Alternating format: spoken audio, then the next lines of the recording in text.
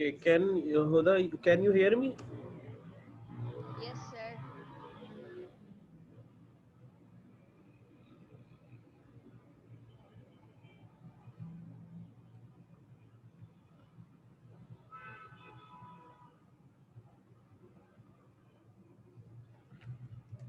Can you hear me, Huda?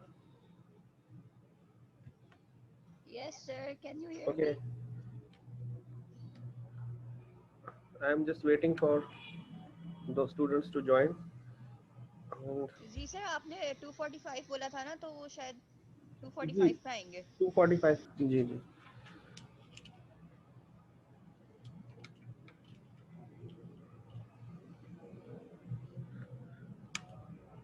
Actually, I am using headphone now, so I just want you to confirm. ठीक है कि अगर आपको आवाज can you hear me now? Yes. Okay, okay, thank you.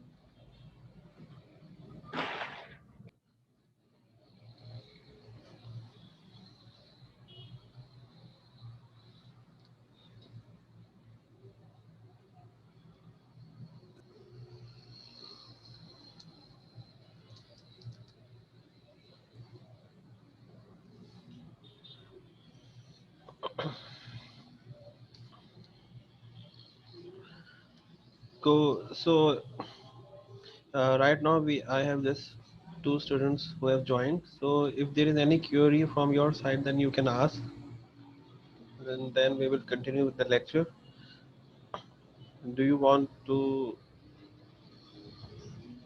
uh, revise anything, or we should actually we need to cover this IP address today, and then uh, I think now we have seven students. Mm, Eight.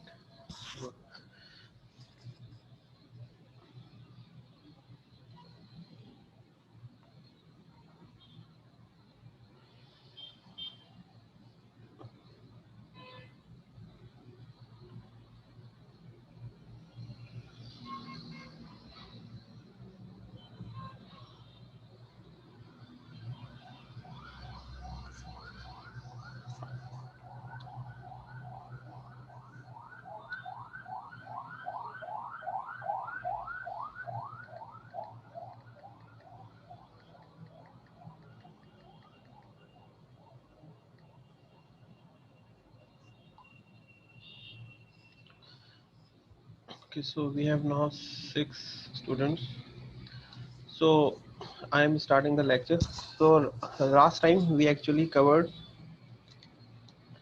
uh, routers, bridges, and basic their definition and their working, how they work, and we just covered at the high level that what are their characteristics and where they are used, and we also learned that how we can create virtual LANs, and we learned that. as we use routers and switches, so they facilitate us to have virtual LANs, and we can create virtual LANs through it. Now we are covering IP, because whenever you have virtual LAN or whenever you need to separate a network, you need to do it by IP or by the switches or routers. So IP is actually basic fundamental or of networking. It is actually an address which is assigned to an machine, either it's a computer or a mobile or any other device who has some intelligence or a processor built in, and which needs to communicate with the outside world. So what is an IP address? Okay, so IP address is an address which is used to uniquely identify a device on an IP network. Okay, the address is made up of 32 binary bits. Okay, just I just want you just to tell me if you are hearing me loud and clear, or I should remove my headphones. Sir आवाज सही आ रही है. So, yeah, okay. So as I have said, that IP address is an address used to uniquely identify a device on an IP network. So what it means, that IP address needs to be unique in the network. The address is made up of 32 binary bits. If we consider IP version 4, because we are also having IP version 6, so in IP version 4 we are having 32 binary bits for IP address, and these 32 bits are divisible into a network portion and host portion with the help of subnet mask. So we have now two things. One is the IP address and other thing is the subnet mask. So we will see example of subnet mask, okay, what it is. But first we are going to consider IP address. Now 32 binary bits are broken into 4 octets.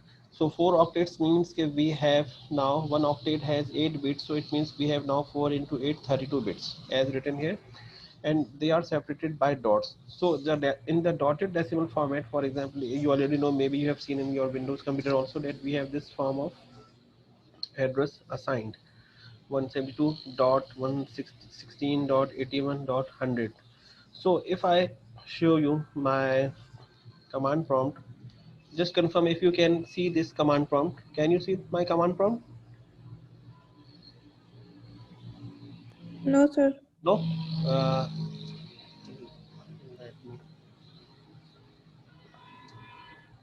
let me share the screen. Okay, now can you people see now? Yes. Okay, so what actually is happening, if I write, suppose I am writing a network configuration command, and we will go through it later on. So you will see that I have this address 192.168.10.7. So this is IP version 4 address which has been assigned to me. Now this address we can assign either statically, or we can hard code, or either it can be given to us by a DHCP server. But in this case we just are referring to the IP address, that how, what it is and how it is written, and how we can find it. So this is the decimal notation which we have also already seen here. Like we have 172, sorry, we have yes, we have like here 172.16.81.100. So it could be in a range, which we will see how we can define a range. There are different classes we will learn, but just to show you how you can see your IP address which is given to you right now into your machine by using ipconfig command, and then you can see this.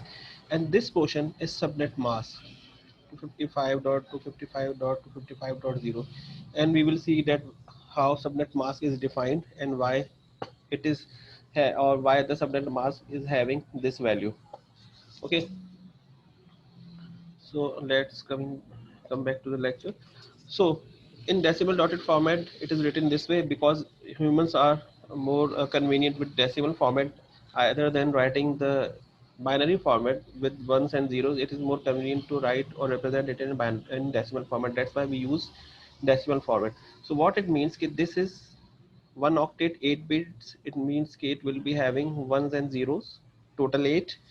This is again another octet 8 bits containing one and zeros depending upon the value, and similarly these and these are also octets. So we are having 1 2 3 4 octets, and 4 octet means 4 into 8 32 bits. Okay, so this is the format of IP address, that it is a binary number, and for human understandability, we represent it in dotted decimal format.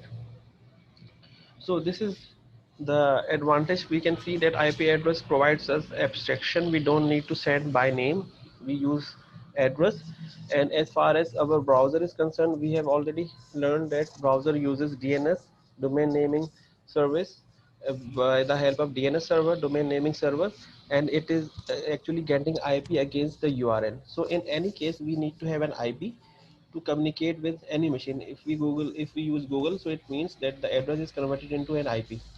So it provides abstraction. It is a uniform addressing scheme. Everyone knows how IP is formulated, so it is standardized worldwide, and it is used by higher layer protocols. So what it means, like your browser or your applications, they are a high level component. If you are using a browser, so what it means that browser is an application, high level application, who is using the IP address at the back end. Similarly, higher layer protocols like HTTP protocols or HTTPS protocols, they all need to communicate using IP address. We cannot use the URL to communicate. URL actually is the front end, but for the computer, for the processes to communicate, they actually translate into an IP. So these are the basic definitions which you can find in the slide. I will upload it. Okay, again, an IP address does not identify a specific computer. Instead, each IP address identifies a connection between a computer and a network. So it does not only identify that it is the address given to a machine, but it also identifies where it is connected, because later on in the upcoming slide we will see that we are having multiple classes of IP addresses, which actually give you range of numbers of IP addresses. So a computer with multiple network connections, for example, router, must be assigned one IP address for each connection. So what does it mean?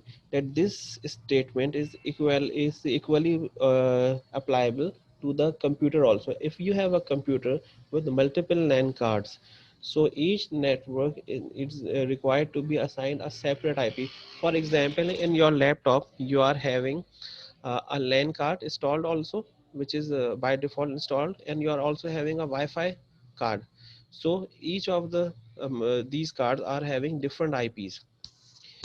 So if you consider router, the example which is given here, because router is also a computer, because it has a processor, it has memory, it performs its routing table by execution of certain instructions or protocol.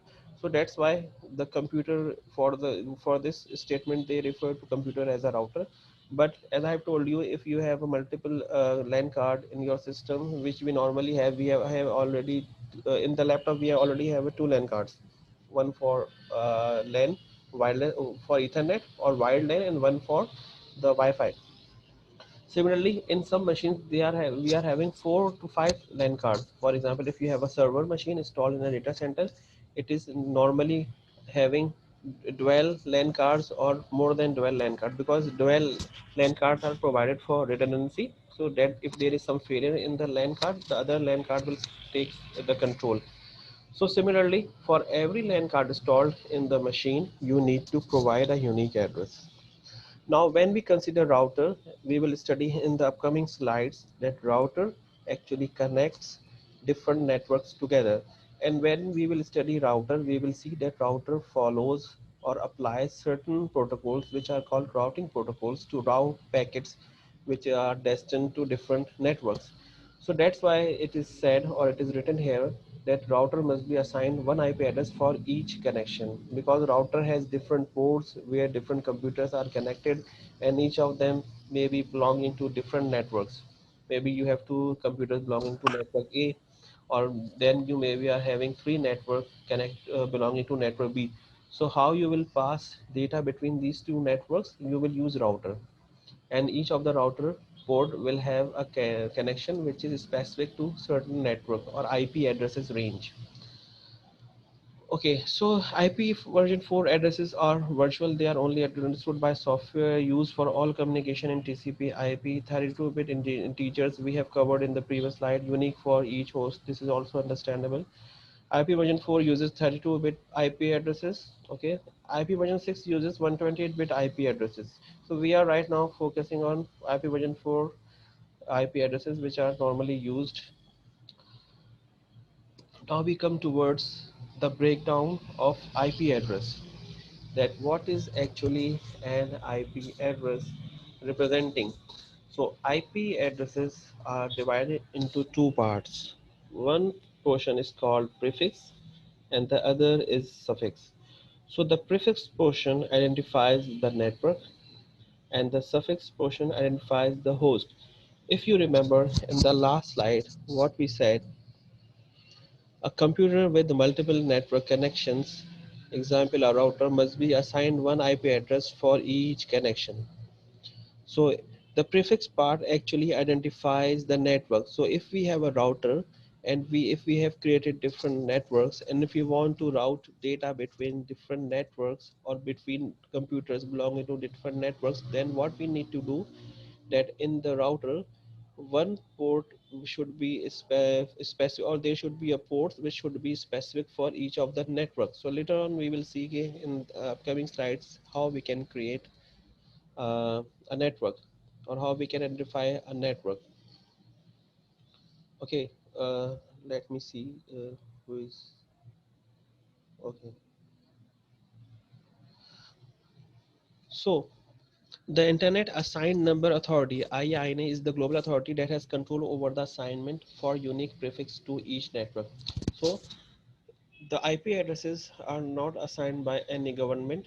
It is actually a duty of some global authority which is like IANA. So what it does that it assigns unique prefix to each of the network, but locally a local administrator assigns a unique suffix to each host. ठीक है. So what it means कि जी अगर आपके पास in IB lab you have a computers which are having IP scheme same as of a lab which is located in Kranchi University, so it doesn't matter as long as they are not connected. If because they are separated, so they can share same IP address. Otherwise, if they are on the same network, then they will experience IP conflict error, which you may have seen sometimes in your Windows machine in the lab if you have assigned same IP to one or more machines. Okay, so the IP hierarchy guarantees that each computer is assigned a unique address. Suffixes can be assigned locally without global coordination. अब जो prefix part है तो हमने कहा कि internet assign number authority वो आपको assign करेगी ताकि आपका नेटवर्क डिफाइन हो जाए, और सफिक्स पार्ट जो है आप लोकली बता सकते हैं कि अच्छा जी ये मेरे कंप्यूटर से इनको मैं आईपी असाइन कर रहा हूँ. But this practice is only done when you need to make your network global. अगर आप लोकली, जैसे मैंने एग्जांपल दी आईबी की लैब की और कराची यूनिवर्सिटी की लैब की, अगर आप वहाँ चाह रहे हैं कि आप अपने प्रीफिक्स और सफिक्स जो है बना दें जो बेशक किसी और से का जैसे ही हो या बिल्कुल वैसे ही हो जैसे कि लम्स का बना हुआ है लाहौर में, so it will not create problem as long as it is not connected with internet और connected with the LUMS system. ठीक है. So what it means कि locally you can assign any IP. I mean in your home you can assign a laptop or a computer same IP as you have in the IB lab, but it will not make any difference. It will not create any conflict because these two machines are not connected with each other. Okay. So आप लोगों को यहाँ तक कुछ समझ में आया? Just you people can reply so that I would know कि जी आप लोगों को समझ में आ रहा है या नहीं आ रहा? Okay, good. Okay, now the classes of IP address. As I was saying कि IP एड्रेसेस की रेंज होती है. जैसे आपको पता चला होगा, जैसे आपने पहली स्लाइड में देखा कि जी IP एड्रेस हमने कहा कि इट्स 32 बिट बाइनरी बिट्स और उसमें 4 ऑक्टेट्स हैं. इट मींस के यहाँ पर जो नंबर है उसकी भी कोई रेंज होगी. यहाँ जो नंबर है सेकंड ऑक्टेट में it should be having some range. Similarly here and here there should be some range of numbers. यहाँ तो हमने एक शो कर दी. अब हम देखने जा रहे हैं कि ये रेंज इसको किस तरह मिली है और किस तरह रेंज डिफाइन होती है और इसका क्या प्रोसीजर है. So we have actually different classes of IP addresses which are defined as class A, B, C, D and E. So these are globally identified IP classes. यानी कि ये पहले से जो स्टैंडर्डाइजेशन अथॉरिटीज हैं उन्हीं ने डिफाइन की हैं और it is agreed world wide कि जी ये क्लासेस होंगी आईपी के ना। सो क्लास ए की जो आईपी एड्रेस है उसमें अगर आप देखें, अब मैंने आपने ये देखा है कि लर्न भी किया है कि वी आर हैविंग 32 बिट्स, सो 0 से लेके 31 तक तो आप पहले ये समझ लें कि दीज आर 31 बिट 32 बिट्स, ठीक है, 0 से इंडेक्सिंग स्टार्ट हो रही है। अब हम इसको डिफाइन कर रहे हैं with respect to the prefix and suffix values assigned, ठीक है। अब क्लास ए का क्या आपको नजर आता है कि how you can identify class ए, कि क्लास ए में जो बिट जीरो होगी it will be always zero. अच्छा, जब बिट आपने कह दिया कि जीरो हो गई और प्रीफिक्स को आपने डिफाइन किया है कि प्रीफिक्स जो है हमेशा वो फर्स्ट ऑक्टेट में होगा। इट मींस मैं अगर कहूँ कि ये पहला ऑक्टेट, सपोज ये आईपी एड्रेस है तो ये हमारा पहला ऑक्टेट है, ठीक है। इस ऑक्टेट में हमेशा प्रीफिक्स होगा अगर ये क्लास ए की आईपी। अभी हम ये नहीं कह रहे क्लास ए की, just to let you know कि जी पहला प्रीफिक्स ये होगा। तो पहला प्रीफिक्स हम ये कह रहे हैं कि हमेशा जो है क्लास ए में वो नेटवर्क का पार्ट जाहिर करेगा, क्योंकि प्रीफिक्स हमने कहा है कि वो नेटवर्क पार्ट होता है और सफिक्स जो है वो होस्ट पार्ट होता है। तो प्रीफिक्स की रेंज क्या होगी, फ्रॉम 0 to 7, 8 बिट्स, 8 से 31 ये अलग सफिक्स है, क्योंकि 0 से स्टार्ट हो रहा है तो 0 to 7 मेक्स 8 बिट्स। हमने कहा 0 to 7 8 बिट्स के अंदर प्रीफिक्स है। अब हमने ये बात हम पहले से यहाँ पर हमें नजर आ रही है कि 0 जो है ये बिट एक रिजर्व हुई है एक तरह से और इसकी वैल्यू फिक्स 0 है। सो इट मींस कि प्रीफिक्स की रेंज क्या होगी, कैन एनीवन टेल मी? बेशक you can unmute and tell me कि जी प्रीफिक्स की रेंज क्या होगी, रेंज ऑफ वैल्यूज क्या निकलेंगी इसकी, कोई बता सकता है मुझे?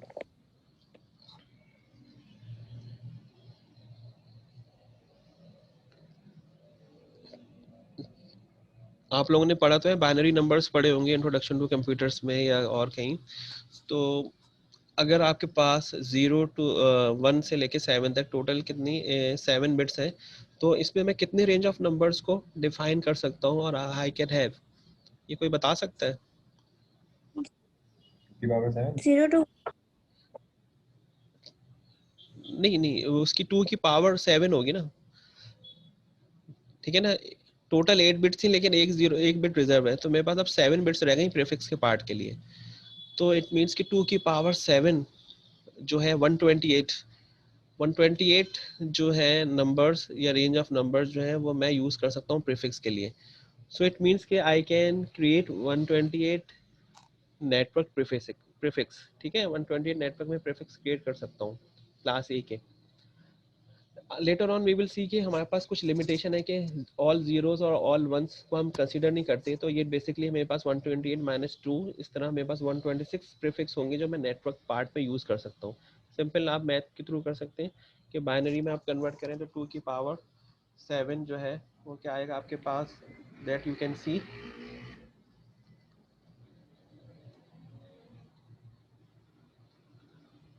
2 की पावर 7 क्या, ओके 128 आ गया minus 2, so you have 126 prefixes defined.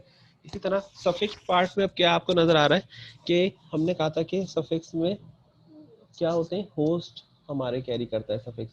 तो सफिक्स हमारे पास कितना है यहाँ पर, 3 ऑक्टेट्स क्लास ए में, 8 to 16, 8 to 15 एक ऑक्टेट हो गया, 16 to 23 एक ऑक्टेट हो गया और 24 से 31 एक ऑक्टेट हो गया। So we have now 3 octets for suffix. Similarly, for class B, how we can identify class B if we are given any address, suppose in binary format. So you can work out like this कि जो 1 और 0 bits जो है, जो शुरू की 2 bits हैं, they are fixed with the value 1 0.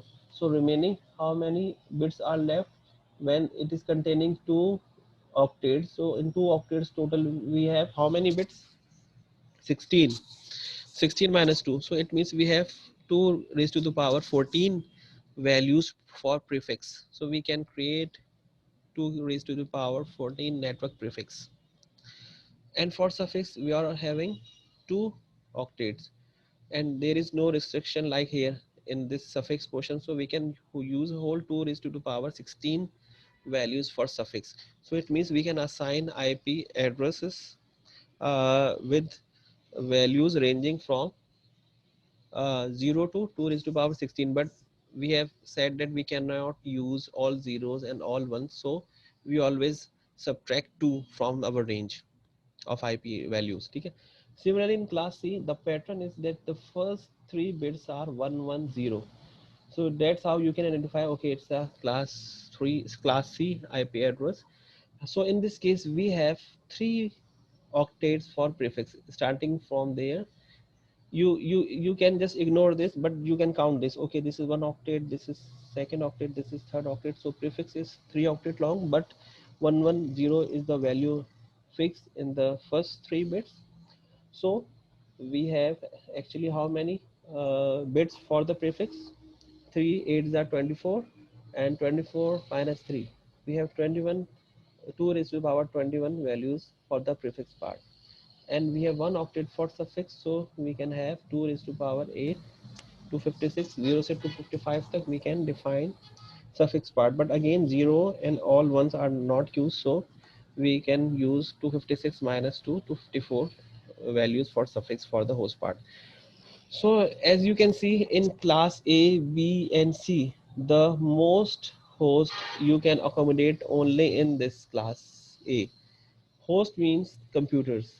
So if you are using class A, you have a limited number of networks like here, but you can have more number of computers connected. In class B, you have same, you can say number of octets for suffix and prefix, but we have this restriction that we have 10 in initial bit, so we cannot use fully the 2 octets, but we can use 14 bits for prefix network. And in class C, we have can assign actually large number of values for the prefix part, or we can create large networks or large amount of networks using class C. And class D has actually class D is used for multicast addressing. We will cover this when we will cover UDP and TCP programming. So in UDP section we will see how we can use multicast address. These are special addresses which are meant for only multicast communication. Okay. Okay. And class E has a sir sir जी जी sir multicast communication का मतलब क्या होएगा? देखिए multicast communication ये होती है कि there is a concept of subscription. A node transmits and whoever has subscribed will receive it. ठीक है. तो मल्टीकास्ट में आपकी traffic is low as compare to broadcast. Broadcast का तो आपको शायद कॉन्सेप्ट हो कि ब्रॉडकास्ट में one node transmits and it is send to all the nodes in the network. But multicast में क्या होगा कि जो जिस नोड ने सब्सक्राइब किया है वही नोड इसको रिसीव करेगी. That's why multicast is efficient and there is low traffic in multicast as compare to broadcast. ठीक है, एक समझ में आया आपको? Okay yes sir. ठीक है. So the initial bits determine the class of address. जिस तरह हमने कहा कि अगर 0 इनिशियल बिट है उसकी, तो हम कहेंगे अच्छा जी ये क्लास 0 ए का एड्रेस है, आईपी एड्रेस. अगर हमने बाइनरी में कन्वर्ट किया हुआ है 10 आ रहा है, इट मीन्स कि वो क्लास बी का एड्रेस है.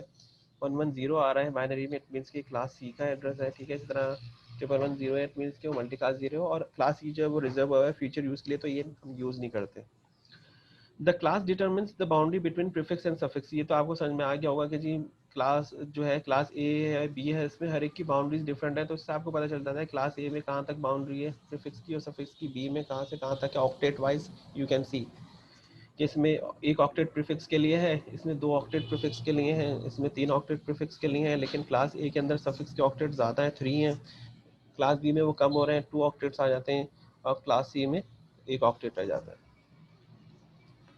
Okay, so this the same thing is written here. Class A, the first octet is the network portion. ठीक है, हमने कहा प्रीफिक्स हमेशा जो होता है वो नेटवर्क पोर्शन होता है, पहला ऑक्टेट 0 to 7. ठीक है.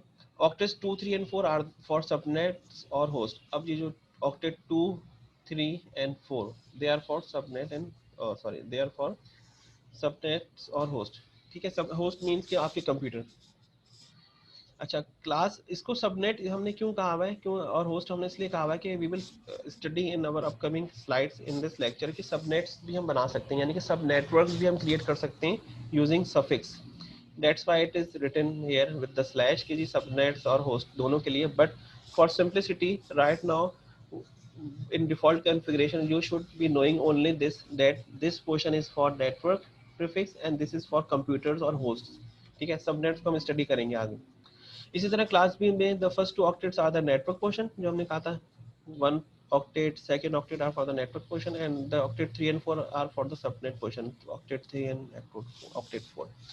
Similar in class C, first 3 octets are the network portion and octet 4 is for subnets or host.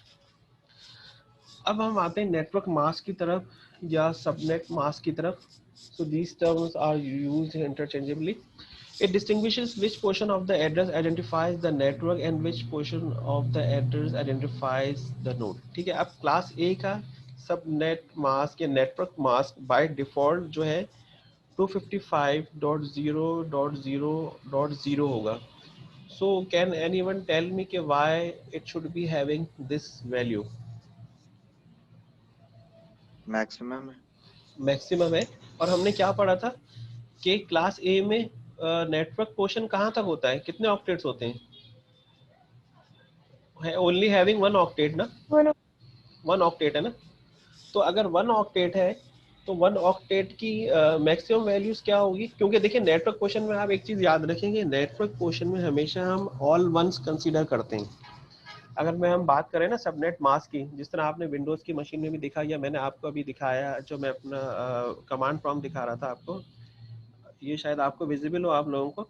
इसमें देखें कि सबनेट मास्क क्या आ रहा है 255.255.255. तो इसको आप बता सकते हैं आप ये कौन सी क्लास का एड्रेस है?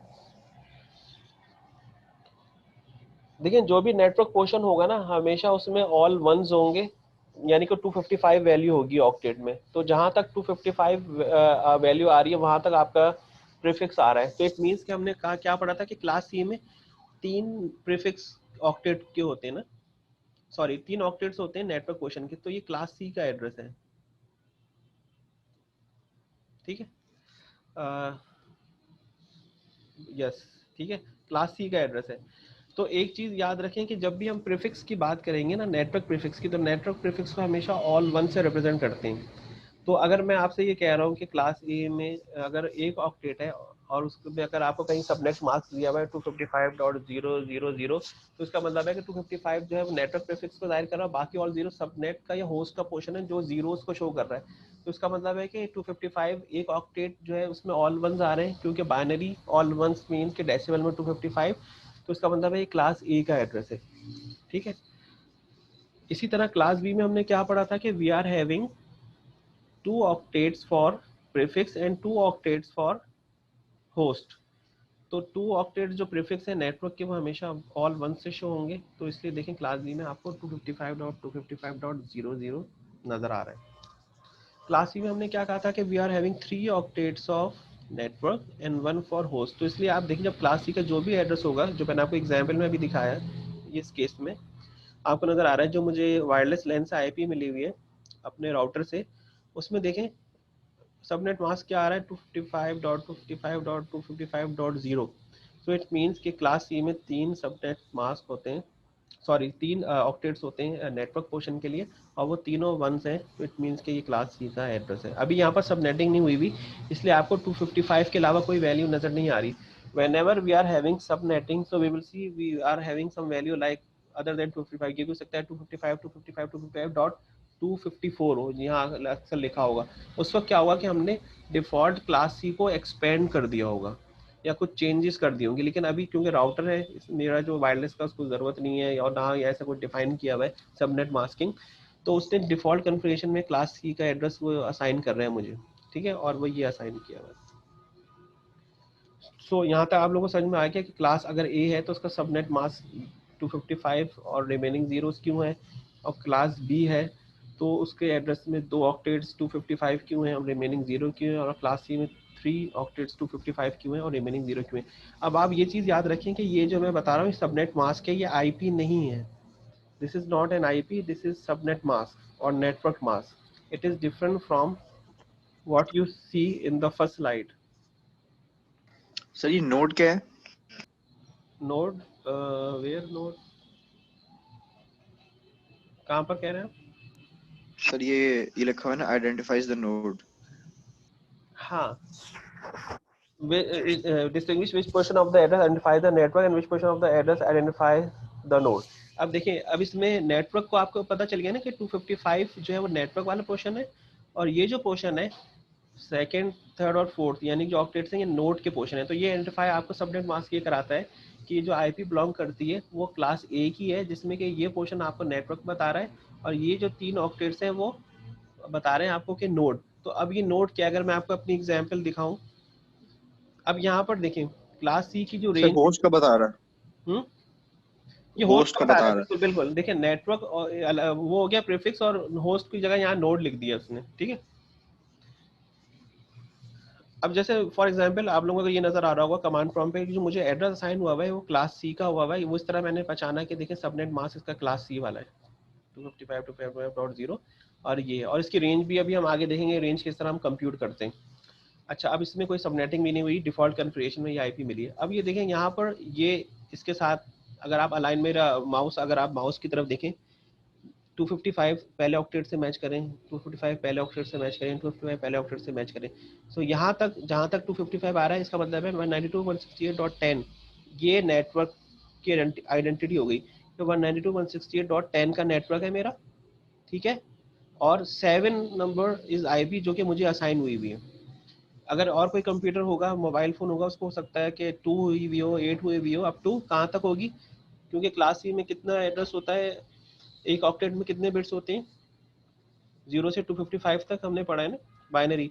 तो मुझे एड्रेस क्या मिल सकता है 0 से 255 तक, लेकिन हमने कहा है कि 0 is reserved and 255 is reserved, ठीक है। तो वो एड्रेसेस यूज नहीं होते, तो इसका मतलब है 255 माइनस 4 255 माइनस 2 254 टोटल एड्रेस मिलेंगे जो स्टार्ट होंगे 1 से लेके 254 तक। तो इस रेंज में मुझे कोई भी आईपी मिल जाएगी। मुझे अभी इसने 7 दे दिए क्योंकि डीएचसीपी हुआ हुआ है, वो डायनेमिकली मुझे आईपी दे रहा है। तो अभी इसने ये आईपी मुझे एक दफ़ा दे दी, जब मैं दोबारा रिकनेक्ट होऊंगा तो हो सकता है 7 मिल जाए या 8 मिल जाए, वॉट एवर इज अवेलेबल, ठीक है। So this is, I think आप लोगों को समझ में आ गया होगा कि ये जो सबनेट मास्क है, नेटवर्क मास्क है, ये आईपी नहीं है, but it just tells you कि नेटवर्क का पोर्शन कौन सा है, यानी कि यहाँ तक नेटवर्क का पोर्शन है, ये 92.168.10 तक, क्योंकि ऑल वंस आ रहे हैं, और ये होस्ट का पोर्शन है, ये होस्ट की एड्रेसिंग आ गई, ठीक है जी। आगे मैं मूव करूं, आप लोगों को समझ में आ रहा है ये वाला? Just reply on chat so that I would know कि जी समझ में कुछ आ रहा है। Yes sir. Okay okay good. चलिए अब हम आते हैं, अब suppose the maximum network size is determined by the class of the address, ठीक है। क्लास ए में हमने देखा था कि suffix you can assign a large value to suffix, it means you can accommodate many computers in class A default configuration without subnetting it और without creating any सब networks. क्योंकि क्लास ए में हमने कहा था नेटवर्क्स जो है उनकी काउंट लिमिटेड है, यानी कि 2 की पावर 8 है और एक बिट रिजर्व्ड है, तो 2 की पावर 7 समझ लें 128 है। और हमने कहा था कि दो ऑल जीरोज और ऑल वंस यूज नहीं होते, तो उसको माइनस कर दें तो 126 हमारे पास वैल्यूज हैं जो हम नेटवर्क को असाइन कर सकते हैं। इट मींस कि we can create 126 class A networks. और जो बात आई थी उसके होस्ट पोर्शन की, तो हमने कहा था कि होस्ट में 3 ऑक्टेट्स फुली अवेलेबल है कि तो 2 की पावर 3 ऑक्टेट्स में कितना हो गया 3 8 24, 2 की पावर 24 जो है मैं होस्ट एड्रेसेस यानी कि 2 टू पावर 24 में हर एक नेटवर्क के अंदर अकोमोडेट कर सकता हूँ कंप्यूटर। अच्छा जी, अब आते हैं इसकी तरफ। अगर आपको एड्रेस की फर्स्ट 4 बिट्स यहाँ पर शो की हुई हैं, जो हमने स्टडी किया था ना अभी लास्ट स्लाइड में, ये एड्रेस की सपोज फर्स्ट 4 बिट्स शो की हुई हैं, यहाँ से लेके 0 से लेके 3 तक यहाँ शो की हुई हैं। इससे आपको कैसे पता चलेगा क्लास ए है, बी और सी है? अभी हमने पढ़ा है क्लास ए में क्या होगा, पहली बिट हमेशा 0 होगी पैटर्न, क्लास बी में 10 होगी। If you are able to convert your IP address into binary, तो अगर आप पहला ऑक्टेट को ही कन्वर्ट करें आपको इससे पता चल जाएगा। अब जो मुझे मिला हुआ है एड्रेस 192, पहला ऑक्टेट ही मैं देख लेता हूँ क्योंकि ये शुरू की फर्स्ट बिट्स दिखा रहा है ना, तो let me convert it into binary. अच्छा, मुझे दूसरा कैलकुलेटर लेना पड़ेगा। ओके, 192 का बाइनरी क्या है 110 आ रहा है, ठीक है। आप लोग शायद देख सकते होंगे, आई थिंक मैंने स्क्रीन शेयर किया हुआ है, तो 1100 आ रहा है। तो मैं देखूँ कि अगर 1100 जो है 11, हाँ 110 जो है वो क्लास सी का है, ठीक है। तो सही है, हमें क्लास सी की आईपी हमने आइडेंटिफाई किया हुआ था, यहाँ पर भी देखा हुआ था क्लास सी में 110 होना चाहिए, ठीक है। तो हमने जब देखा कन्वर्ट करके तो हमारा 11 0 था पहले 192 की जब कन्वर्जन की। ओके, तो इसका मतलब है क्लास सी हमारा नेटवर्क है, क्लास सी की मुझे आईपी मिली हुई और हमने उसके आइडेंटिफाई कर लिया। सिमिलरली ये वही चीज़ है जो अभी हमने डिस्कस की कि क्लास ए में बिट्स के अंदर प्रीफिक्स क्या है, हमारे पास एक ऑक्टेट होता है, लेकिन हमने कहा क्योंकि एक ऑक्टेट में 0 जो बिट है, जो सबसे पहले बिट है वो रिजर्व है, तो इसलिए मेरे पास 7 बिट्स बच जाती हैं। तो 2 की पावर 7 128 हम नेटवर्क्स क्रिएट कर सकते हैं। और सफिक्स के लिए हमने कहा 2 की पावर 24 हम कंप्यूटर्स को एड्रेसिंग कर सकते हैं। तो हर एक नेटवर्क में, यानी कि एक नेटवर्क 7 है ना, एक बनाया उसके अंदर मैंने इतने एड्रेस असाइन कर दिए, कर सकता हूँ। सेकंड नेटवर्क बनाया, so similarly up to 7 network बन सकते हैं और इसमें हर एक में इतने कंप्यूटर्स को मैं एकोमोडेट कर सकता हूँ। फॉर क्लास बी हमने क्या कहा था कि वी हैव 2 ऑक्टेट्स, लेकिन इसमें लिमिटेशन क्या थी, इसमें 2 बिट्स रिजर्व थे इनिशियली ना, 10 क्लास बी में। इसकी वजह से 16 माइनस 2 14 आ गया और 2 की पावर 14 मेरे पास इतने मैं नेटवर्क्स क्रिएट कर सकता हूँ, ठीक है। और in each of the network I can what I can do, I can fill up और अकोमोडेट दिस मच कंप्यूटर्स, क्योंकि जो उसका पोर्शन था सफिक्स का, उसमें 2 ऑक्टेट्स थे, 2 की पावर 8 16, यानी कि 16 बाइनरी बिट्स थे और सारे के सारे मैं आई कैन यूज़, वहाँ पे कोई रिजर्व नहीं था, सिर्फ नेटवर्क पोर्शन में रिजर्व किया हुआ है टू लेट पीपल नो कि जी क्लास ए है, बी है, सी है, ठीक है। इस तरह क्लास सी में बिट्स प्रीफिक्स के ज़्यादा थे, 3 ऑक्टेट्स थे, लेकिन वहाँ पर रिजर्व किए हुए थे कितने बिट्स, 3 बिट्स, तो 24 माइनस 3 21 बिट्स, ठीक है। और एक ऑक्टेट था वहाँ पर किसके लिए, सफिक्स के लिए, कंप्यूटर्स के लिए। सो आई कैन अकोमोडेट 2 की पावर 256 2 की पावर 8 256 कंप्यूटर्स, और इसमें 2 हम अकोमोडेट नहीं कर सकते, ऑल जीरो ऑल वंस हर जगह, यहाँ पर भी 0 एंड -2 आप कर दें हर एक में से, कितने हम लोग वैलिड रेंजेस हैं जो यूज़ कर सकते हैं, ठीक है।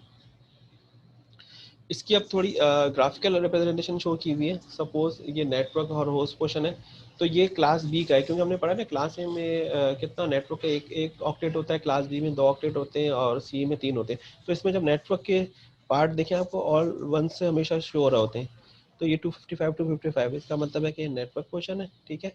और ये जो है हमारा होस्ट पोर्शन है। अच्छा, अब ये अगर मैं एग्जांपल देखूं यहाँ पर कि हमने ये दिया हुआ है 172.16.122.204, तो उसको हमने कन्वर्ट करके यहाँ दिखाया हुआ है, ठीक है। डेसिमल में इसका क्या रिप्रेजेंटेशन होगी, 2 की पावर में क्या होगी, उससे ही हमने एक्सट्रैक्ट किया है डेसिमल नंबर। इसी तरह जो हमने अभी स्टडी किया अब तक कि 8 बिट्स के ऑक्टेट बने हुए, क्लास ए में नेटवर्क पोर्शन है, बाकी सारे होस्ट हैं, बी में 2 नेटवर्क के पोर्शन है, 2 ऑक्टेट्स हैं, 2 ऑक्टेट्स होस्ट के हैं, क्लास सी में 3 जो ऑक्टेट्स हैं वो नेटवर्क के हैं और एक होस्ट का है। Similarly in class D we have multicast IP and in class E it is for future use. अगर हम एग्जाम्पल एक देख लेते हैं, suppose we have this example, तो ये एग्जाम्पल है हमारी क्लास ए की, ठीक है, क्योंकि यहाँ पर नेटवर्क पोर्शन एन से शो किया हुआ है और ये 3 होस्ट के ऑक्टेट शो किए हुए हैं। तो एक ऑक्टेट जो है नेटवर्क का है, हमने देखा था क्लास ए में वी हैव 1 ऑक्टेट, बस लिमिटेशन क्या थी कि we have this reserve, so we can only use this 7 bits.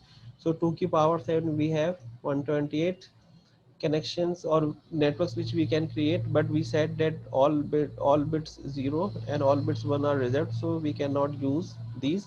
और इफ़ यू रिकॉल 127.001 नॉर्मली आप लोकल होस्ट के लिए भी यूज़ करते हैं ना, जब आप कंप्यूटर अपना लोकल कंप्यूटर की आईपी पे असाइन करना चाहें, उसको पिंग करना चाहें, so you can don't actually assign this IP to your LAN card, but you are able to ping your LAN card using this 127 IP address. Okay, so this is reserved, so that's why we are having 126 2 की power 10 128 and minus to 126 valid networks which we can create, यानी कि number of network, यानी कि ID आप कह लें network ID 1 होगी, 2 होगा और अप टू 126, लेकिन नेटवर्क आईडी 127 नहीं देंगे किसी को, नेटवर्क आईडी 0 किसी को नहीं देंगे। अच्छा, अब हम क्लास बी की एग्जांपल देखते हैं। क्लास बी में भी एक है, इसकी रेंजेस कहाँ से कहाँ तक हो सकती हैं। तो हमने कहा था कि क्लास बी में अब 2 ऑक्टेट्स होते हैं नेटवर्क के लिए ना। एक ऑक्टेट में ये था कि जी जो पहली बिट है 1 and 0 2 bits they are reserve, तो हमारे पास टोटल बिट्स कितनी बच जाती हैं, 8 इसकी हो गई और 6 इसकी हो गई, तो हमारे पास 14 हो जाती हैं, ठीक है। तो उससे जो हमारी रेंजेस निकलेंगी वो यहाँ पर लिखा हुआ है। And then if we come towards class C, ठीक है। अच्छा हाँ, इसमें सॉरी क्लास बी में कह रहा था, ये नेटवर्क पार्ट है आपका यहाँ से यहाँ तक और ये होस्ट पार्ट है, ठीक है। अच्छा, अब हम क्लास सी में अगर आएँ तो क्लास सी में हम कहाँ से कहाँ तक जा सकते हैं? हमने देखा कि इसका जो पोर्शन है नेटवर्क का वो 3 ऑक्टेट्स पे होता है और 192 से स्टार्ट हो रहा है। तो इफ़ यू रिकॉल कि 192 मुझे असाइन हुई थी आईपी ना, यहाँ पर हमने देखा था 192 असाइन हुई है और ये क्लास सी में फॉल कर रही है। इसी तरह क्लास डी वो मल्टीकास्ट के लिए 224 और 239 है जो यूज़ होती है। Okay, so dotted decimal notation हमने कवर की कि it's a short hand for IP address and binary number से हमारे क्या कहते हैं, we can leave binary numbers for computers and we can use binary notation. अच्छा, dotted decimal notation represent each octets in decimal separated by dot. This is not the same as domain names like this. अच्छा, अब जैसे अगर आपके पास ये लिखा हुआ है www.iba.edu.pk, सो ये चीज़ और IP एड्रेस सेम नहीं है because it needs to be translated into an IP एड्रेस। आप वेब सर्वर में अगर ये पोर्ट करते हैं या even we will see in lab also, हम लैब एक ऐसी करेंगे जिसमें हम कम्युनिकेट करेंगे विद एनी सर्वर। अगर हम iba.edu.pk लिखते हैं तो आप देखेंगे कि it needs to be converted into IP। ठीक है, तो इसका मतलब ये नहीं है कि ये IP है but it will be converted into IP। So this thing is written here कि ये बिल जो है वो IP जो है डोमेन नेम नहीं है। ठीक है, IP इज समथिंग डिफरेंट। अच्छा, यहाँ पर इस टेबल में यही शो किया हुआ है जो अभी हमने देखा है कि बाइनरी इक्विवेलेंट क्या होगा आईपी का, कि पहला ऑक्टेट 129 था उसको यहाँ शो किया हुआ है, सेकंड ऑक्टेट इज 52 उसको यहाँ शो किया हुआ है, थर्ड ऑक्टेट इज 6 उसको यहाँ शो किया हुआ है, 2 की पावर 0, 2 की पावर 1, 2 की पावर 2 आप कैलकुलेट कर सकते हैं कि वो 6 आ जाएगा, और लास्ट ऑक्टेट 0 वो यहाँ शो किया हुआ है। ठीक है, ये वही चीज, और लास्ट में वही लिखा है जो हमने अभी तक पढ़ा है कि देयर आर 4 डेसिमल वैल्यूज पर 32 बिट एड्रेस। ठीक है, रिप्रेजेंट्स 8 बिट्स होते हैं ऑक्टेट में, has a value between 0 and 255। ठीक है, क्योंकि अगर आप 2 की पावर 8 करेंगे तो 256 आंसर निकलेगा, लेकिन जो आप जब नंबरिंग की बात करें तो आप नॉर्मली 0 इंडेक्स से स्टार्ट करते हैं, तो 0 से 255 यूज़ करते हैं, और 0 और 255 वैसे इंडिविजुअली रिजर्व भी है तो आप रेंज यूज़ करते हैं नॉर्मली 1 से 254। अच्छा, अब एड्रेसिंग की एग्जांपल क्या हुई कि अब आपके पास सपोज डिफरेंट नेटवर्क्स आ गए, जो हम पहले बात कर रहे थे ना कि होस्ट पार्ट जो है, सॉरी प्रीफिक्स पार्ट जो है नेटवर्क आइडेंटिफाई करता है, तो उसकी सिग्निफिकेंस क्या है? एक तो सिग्निफिकेंस ये है कि when you have different classes of IPs assigned to different computers, so they can not communicate with each other directly, they need router in between. ठीक है, even if you place switch in between they will not connect, क्योंकि switch जो है वो data जो भी, उसको हम राउटिंग तो नहीं कहेंगे, लेकिन स्विच जो भी डेटा ट्रांसमिट करता है to destination, it is based on MAC address and it they should be lying on the same network. That's why in this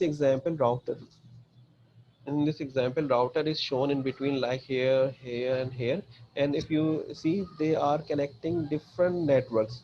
Now how you can identify different networks? We know prefix part is what, suffix part is what.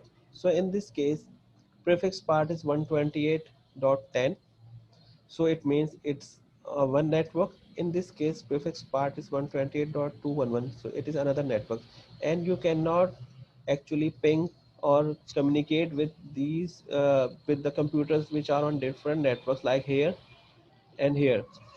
So they cannot communicate or send packet from here to here without router. That's why router is in between, and router is connecting two different networks. Similarly here you can see there is also a router, and here there is also a router.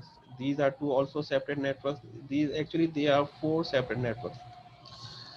So how we can identify a network, we will see in the upcoming slides कि जी how we actually identify a network and how we actually ping or able to communicate with the other machines. So should I start the lab part or should I continue? I think lab part. Start कर दो। क्योंकि मैंने कल कहा था कि I will make little bit short, तो ठीक है, आप लोगों को ये समझ में आ गया होगा कि आईपी एड्रेस की क्लासेस क्या हैं and how we can actually, ये दिस थिंग इज इम्पोर्टेंट कि how we can actually identify कि किस नेटवर्क पे हैं, और जब हम सबनेटिंग करेंगे सो वी विल सी कि how we can actually further divide subnet mask. Okay, so ठीक है, तो अगर मैं आपसे ये कहूँ कि दिस इज 128.10 जो यहाँ लिखा हुआ है, इसको आइडेंटिफाई करें कि ये किस क्लास को बिलोंग करता है. So how you can identify this?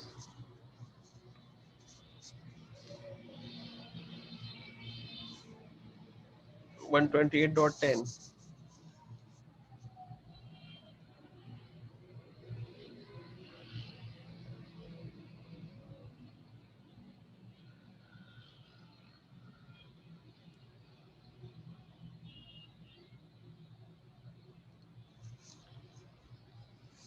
One 128.10 का मतलब क्या हुआ कि there are two octets for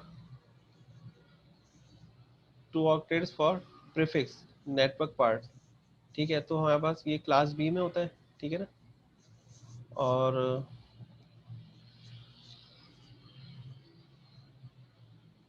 ये क्लास बी में हमारे पास है 2 ऑक्टेट्स फॉर नेटवर्क.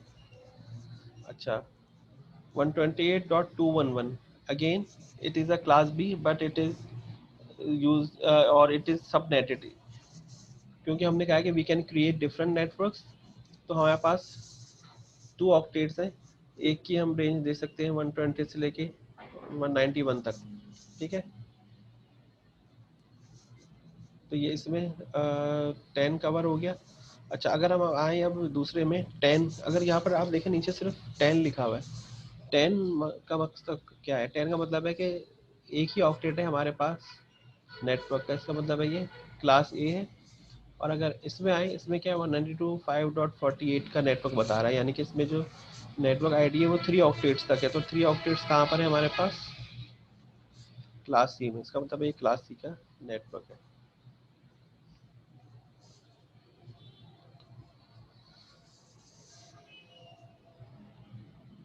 ठीक है जी. So we now continue towards the lab part. ठीक है, मैं लैब पार्ट की तरफ अब आ रहा हूँ. तो आप लोगों के पास Ubuntu I think virtual machine में इंस्टॉल होगी. So you can continue with the exercises.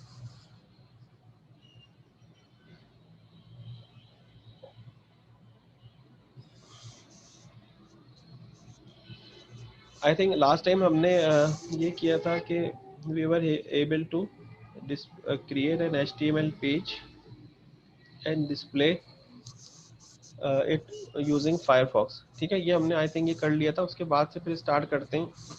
अब हमें देखें करना क्या है. हमारा ऑब्जेक्टिव ये जो आपको स्टेप नंबर 4 में नजर आ रहा है, this is the main objective, कि write a script to check connectivity with any website और computer and print latency observe in communication. ठीक है, तो इस स्टेप को करने के लिए पहले व्हाट आई वांट कि you should be able to pass argument to any script. मैंने यहाँ पाइथन स्क्रिप्ट इसलिए लिखा है कि पाइथन इज इजी अगर आप लोगों को आती है. Otherwise I can share a code, a one liner code, so that you can write it and we will see how we can launch any executable file from our script. So the purpose is कि जब हम ping की command को use करेंगे for checking connectivity, so ping is actually a process. It will be a process. Actually ping is a program जो कि एक process बनेगा run time पे, और आप उसको argument देंगे. तो ये देखने के लिए कि हम आर्गुमेंट किस तरह पास कर सकते हैं अपनी नेटवर्किंग कमांड्स को, ये ज़रूरी है कि हम पहले देखें, एक बेसिक स्क्रिप्ट बनाएं और देखें कि how we can actually pass arguments to any script और एनी प्रोग्राम. ठीक है, तो अब मैं आपको पहले तो हम ये देख लेते हैं, स्टेप 2 कर लेते हैं कि write a script to launch a Python script. ठीक है, अब इसमें सिंपल क्या होगा. Are you people to able to see this? Because I will type here so that you people will be able to type also in your machines.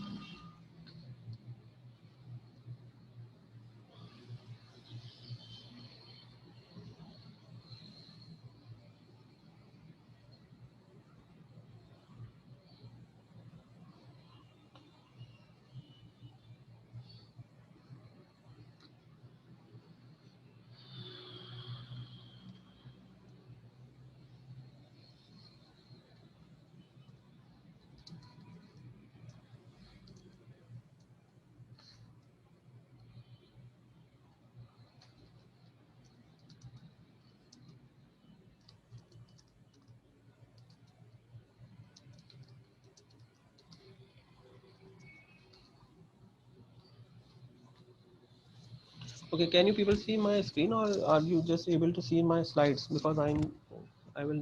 Okay, only slides.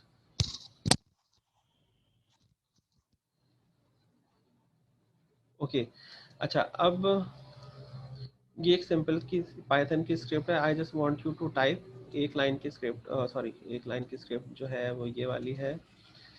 Python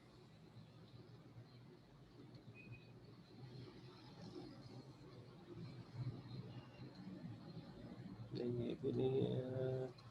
I think it's here.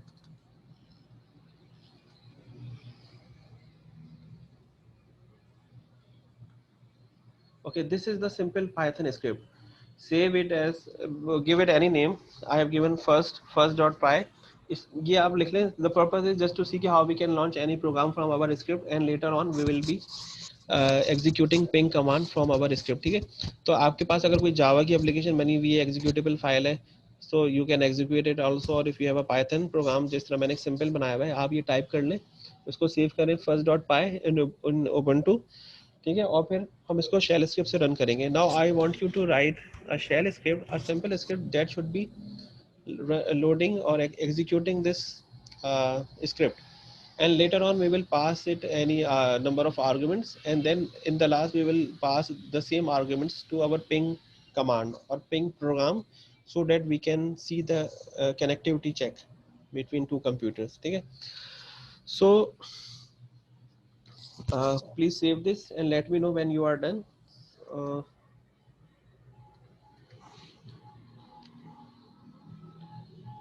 Okay, first anyone can tell me how we can run this from Ubuntu shell? I mean from the bash shell, how we can run this script? Because the same syntax needs to be put in the script file.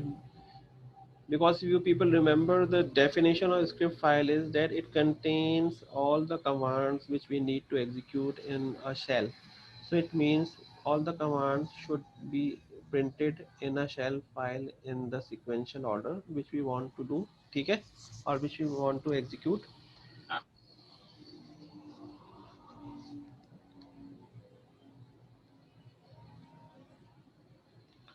Okay, can you people share with me or screen or something? I should know, I should be knowing कि आपने वो script लिखा, ताकि फिर हम आगे बढ़ें और फिर हमें देखना है कि how we can actually run ping command and other scripts or other executable files.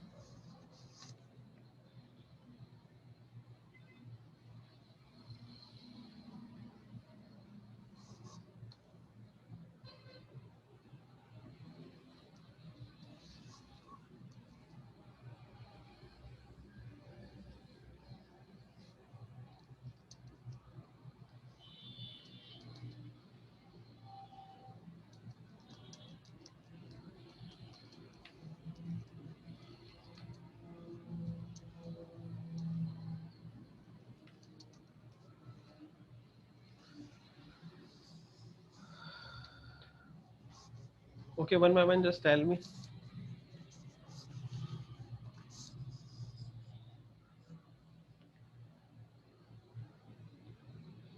Or you can just copy paste me your code privately in the chat box, so that I would know कि जी script किसने लिख ली है, and I should be knowing कि जी lab task हो रहे हैं या नहीं हो रहे हैं.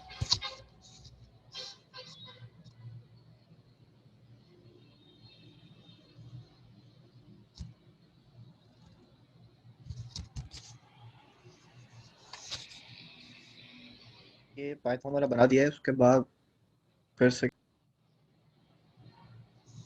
पाइथन का आपने स्क्रिप्ट बना दिया ना, अब आप शेल स्क्रिप्ट बनाएं जिससे ये पाइथन की स्क्रिप्ट को लॉन्च करें. पहले तो आपको ये पता होना चाहिए कि विदाउट शेल अगर हम कमांड प्रॉम्प्ट से पाइथन की स्क्रिप्ट को लॉन्च करेंगे तो हमें क्या कमांड देनी चाहिए, उससे रन करके देखिए, और सेम कमांड आप अपनी स्क्रिप्ट में राइट कर लें, क्योंकि script actually contain the same command which we are actually executing in our command prompt और शेल. ठीक है, तो उससे अगर आपका ये रन हो जाता है, then we will move towards the next step. फिर हम इसको आर्गुमेंट पास करेंगे. आर्गुमेंट पासिंग हम इसलिए चेक कर रहे हैं क्योंकि फिर हमें पिंग का जो हम प्रोग्राम लिखेंगे उसमें भी हमें अपना आर्गुमेंट एक पास करके देखना है. ठीक है सर जी जी जी बोलिए.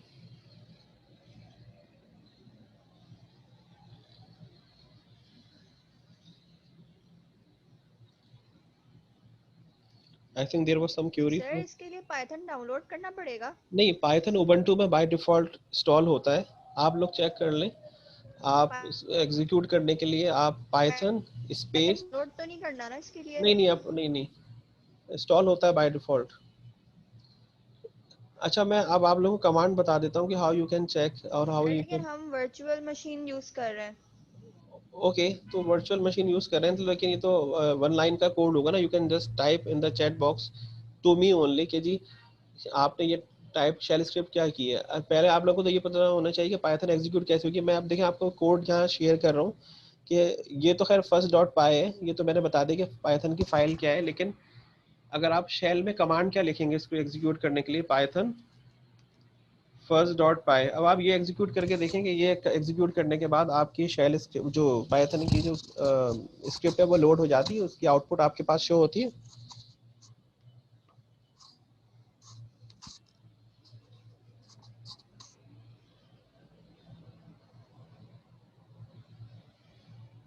सर वो स्क्रिप्ट वाले का फिर से बता दें। पाइथन वाला तो वो फाइल बना दी है, पाइथन की वो फाइल बना दी ना हमने, डॉट पाई के नाम से सेव कर लॉन्च दी। किस तरह करना है वो? उसके बाद लॉन्च के लिए मैं कह रहा हूँ कि जिस जगह वो फाइल यस सर। वहाँ पर आप ओपन टर्मिनल करें, ठीक है, और मेक श्योर कि you are on the same folder. और वहाँ पर फिर आप ये टाइप करें जो मैंने आपको स्क्रीन पे शेयर किया हुआ है, पाइथन और आगे आपकी फाइल का नेम जो भी है। देखें पाइथन की स्क्रिप्ट रन हो रही है आपकी।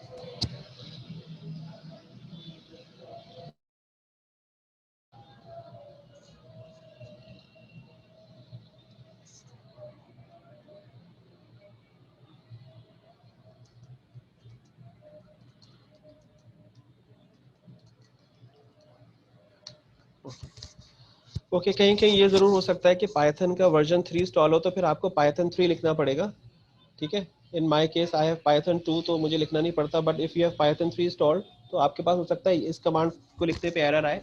सो then you can actually run with using this command. अगर पाइथन 2 है कहीं तो पाइथन 2 अगर दोनों इंस्टॉल हुई हुई हैं तो then you need to use this Python 3, ठीक है। So with any one of the commands your script should run if Python is installed, ठीक है।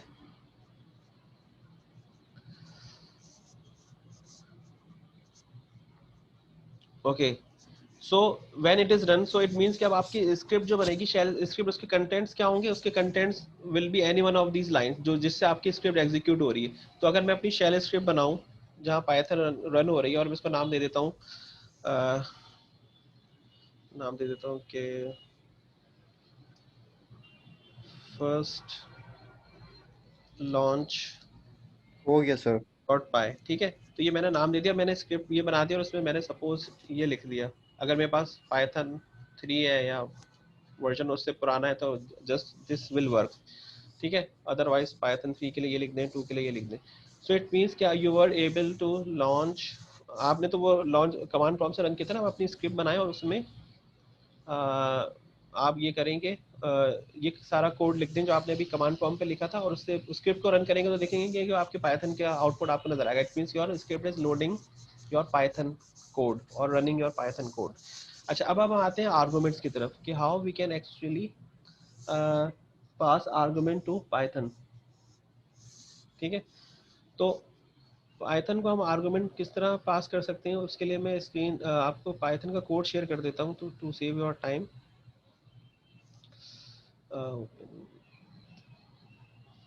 देखिए ये पाइथन का कोड है, यू शुड टाइप दिस। हम लेटर ऑन देखेंगे सेम वे कि हम अपने पिंग प्रोग्राम को भी एक वो पास करके देखेंगे argument. That's why I am trying to give you some practice के सेशंस की जी आपको पता चले कि how we can pass arguments to any executable file. अब हम पाइथन देख लेते हैं कि इजी है, आपको इंस्टॉल भी करनी नहीं पड़ेगी, पहले से इंस्टॉल हुई भी। अच्छा अब आप ये कोड लिखते हैं, ये जो है ना आर्गुमेंट है, ये लिखने की ज़रूरत नहीं है, इसको मैं हटा ही देता हूँ। ये जस्ट लिखा हुआ है, कभी आप लोग टाइप नहीं कर लें, टाइम आप अपना सेव करें and just type this. Import से सर सेम फाइल में? ये अलग फाइल बनाए? अलग फाइल बना लें ये, ठीक है। ये टास्क दूसरा है। तो इसमें अब आप ये करें कि इम्पोर्ट से ज़रूरी है, इसका पाइथन का पैकेज ये आपको ज़रूरी है करना। इससे ये होगा कि यू कैन हैंडल आर्गूमेंट्स, ठीक है। तो अगर आप पहला आर्गुमेंट देखना चाह रहे हैं वो 0 से होगा, second one is 1 and third last one will be 2। अगर हम टोटल 3 आर्गुमेंट्स की बात करें,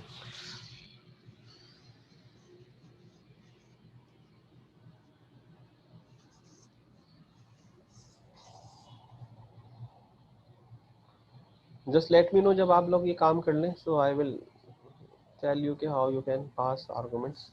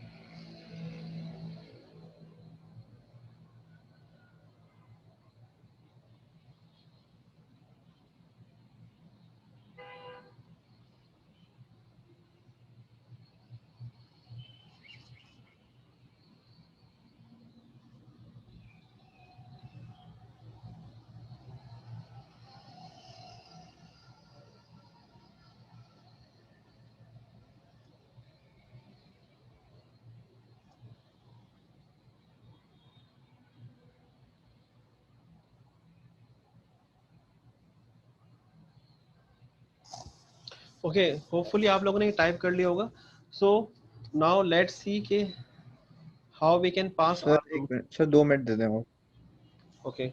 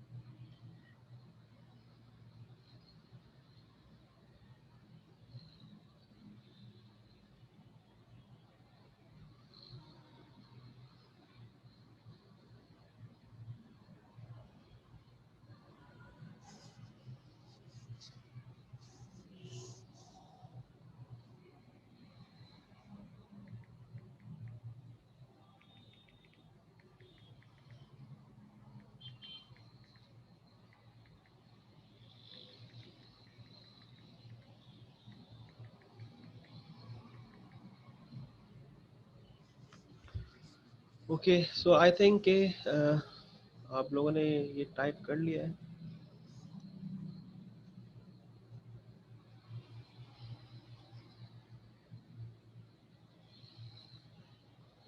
एक्चुअली हमने सिर्फ इसलिए इंपोर्ट किया है कि ये पैकेज है which python package which allows you to extract argument pass, ठीक है। अच्छा, अब हम देखते हैं कि हम आर्गुमेंट्स किस तरह पास कर सकते हैं। इफ़ यू रिमेंबर, हमने जो पढ़ा था उसमें जब हम स्क्रिप्टिंग पढ़ रहे थे कि how we can actually retrieve और print the arguments pass to script. हमने ये पढ़ा था ना कि हम किस तरह कर सकते हैं। हमने कहा था कि we have $0। if you print it in your script, so what it will print, it will print the name of your executable file or your script file, ठीक है। इस तरह हमने पढ़ा था कि we have $1 will print जो पहला आर्गुमेंट आपने इसको पास किया है, और $2 will print जो सेकंड आर्गुमेंट आपने पास किया है। so in any case this argument $0 is always passed to your script, but now we are saying कि we need to pass argument to python script, ठीक है।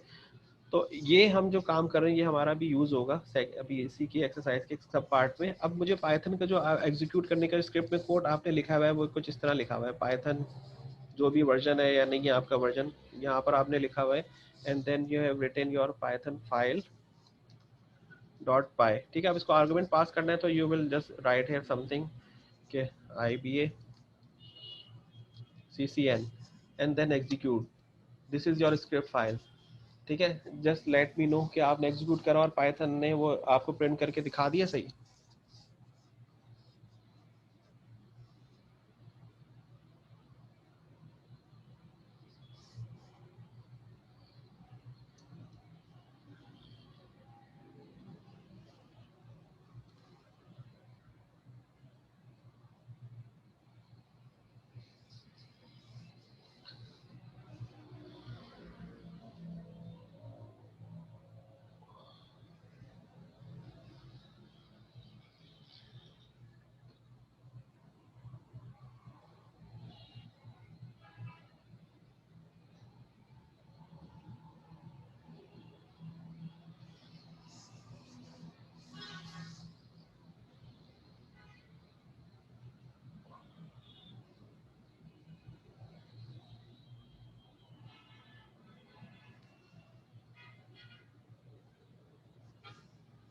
ओके जी, किसी ने रन किया है? सर मैं ये स्क्रीन शेयर करके दिखा दूं आपको किस थोड़ा हाँ दिखा दो. मेरा शेयर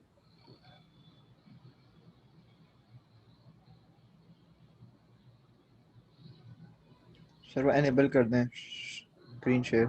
एक मिनट. आप नाम क्या है आपका? कौन सी? अहमद. अहमद अब्दुल गफूर. Yes sir. लेकिन तो यहाँ आप लोग तो इनेबल ही हुए हैं.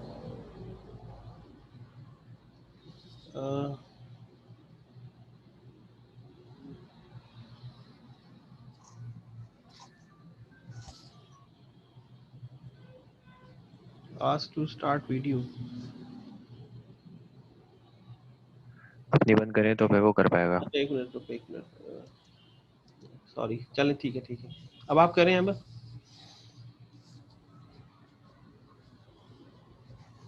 नहीं हो रहा सर. सर वो लिखा आ रहा है द होस्ट हैज डिसेबल्ड. एक मिनट, मुझे तो सेटिंग देखनी पड़ेंगी. मुझे पार्टिसिपेंट्स. एक मिनट. सिक्योरिटी के अंदर होता है. Security allow participants to share screen. Okay ठीक है, मैंने कर दिया. अब आप देखें. अब आप करें.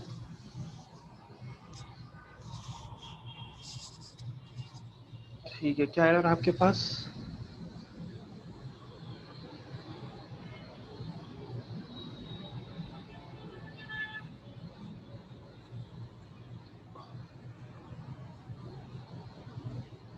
import this.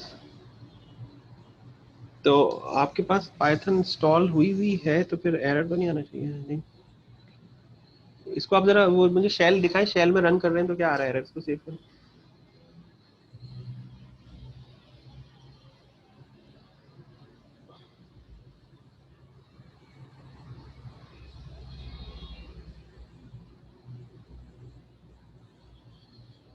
ठीक है, पहली आपकी रन हो गई थी. ठीक है,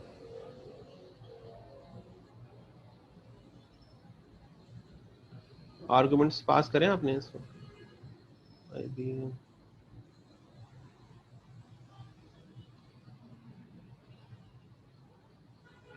missing parenthesis in call to print.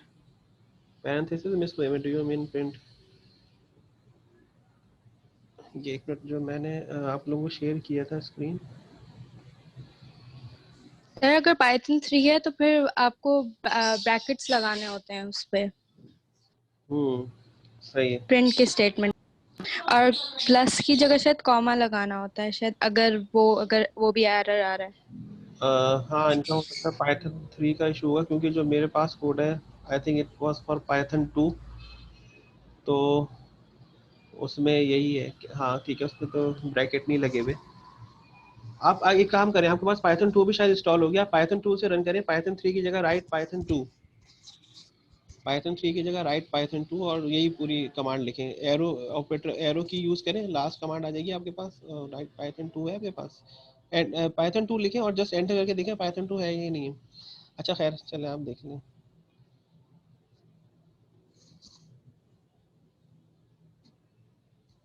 Okay ठीक है, आपके पास आ गया. ठीक. अच्छा, अब ये इसकी सिग्निफिकेंस क्या थी कि why we were actually passing argument, क्योंकि हमारा जो एक टास्क है उसमें हम पिंग कमांड को हमें आर्गुमेंट पास करना है। तो अब हम आते हैं बैक टू अवर टास्क, ठीक है, ये हमने करके देख लिया। Write a script to check connectivity with any website और computer and fit latency observe in communication, ठीक है। तो इसके लिए आपको क्या करना होगा, you need to type ping command. अच्छा, पिंग कमांड हम वैसे भी पढ़ेंगे आगे, लेकिन for this session use this ping, और जो भी आपका सपोज डॉट iba.edu.pk, ठीक है। अब आप ये तो लिख सकते हैं कंसोल में और यहाँ टाइप कर सकते हैं, आपके पास रिजल्ट ये आ रहा है कितना मिली सेकेंड्स कितने हो रहे हैं, 340 मिली सेकेंड्स ये आपके पास लिखे हुए आ रहे हैं।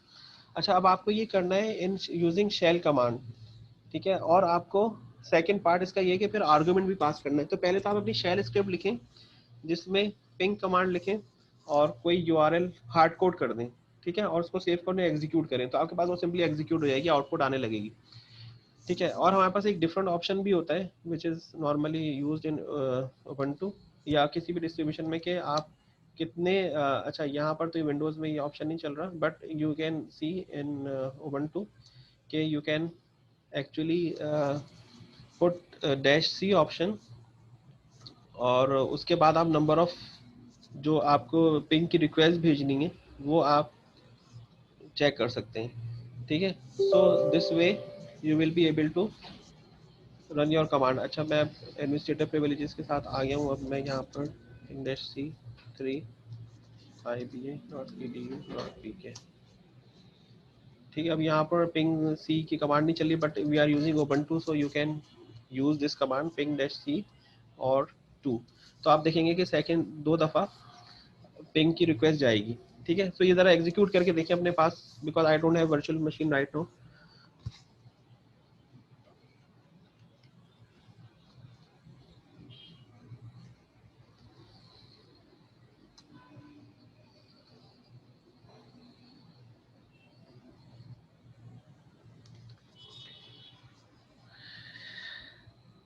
So what you need to type in your script is ping-c3, ठीक है। So what it means के आप जो है 3 टाइम्स पिंग की रिक्वेस्ट भेजेंगे iba.edu.pk को, और आपके पास रिस्पॉन्स आएगा। तो ये सब ये मुझे बताएं, ये आपके पास एग्जीक्यूट हो रहा है और आपके पास रिजल्ट आ गया for this command, because it is not executable in Windows, so I cannot run this option, but in Ubuntu we can specify number of times we want to send ping command.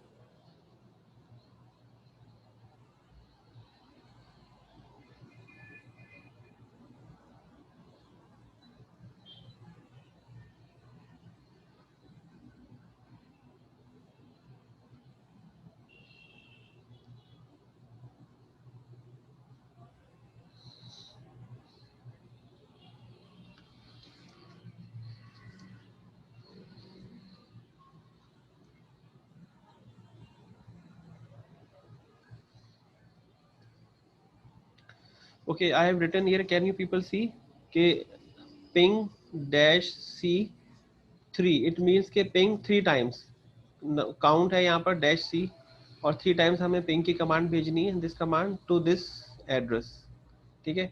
ये आप hard code कर लें अपनी script में, और उसको .sh कोई script का नाम दे दें, कनेक्टिविटी .sh कर लें जो भी, और उसका रिजल्ट बताएं मेरे पास मुझे कि आपके पास 3 टाइम्स रिजल्ट रिटर्न हुआ, उसमें आपके पास सेकंड्स रिटर्न हुए कि how much delay is there in the communication path.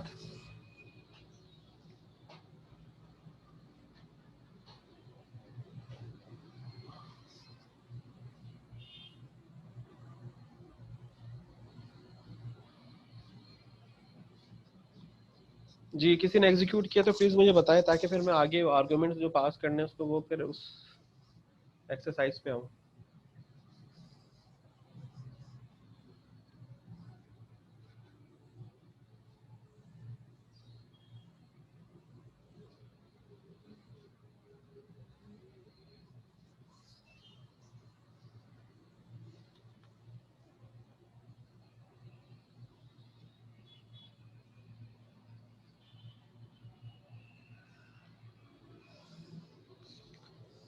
Okay, इसको मैं दोबारा से शेयर करूं, आप देख नहीं पा रहे हैं, शेयर स्क्रीन।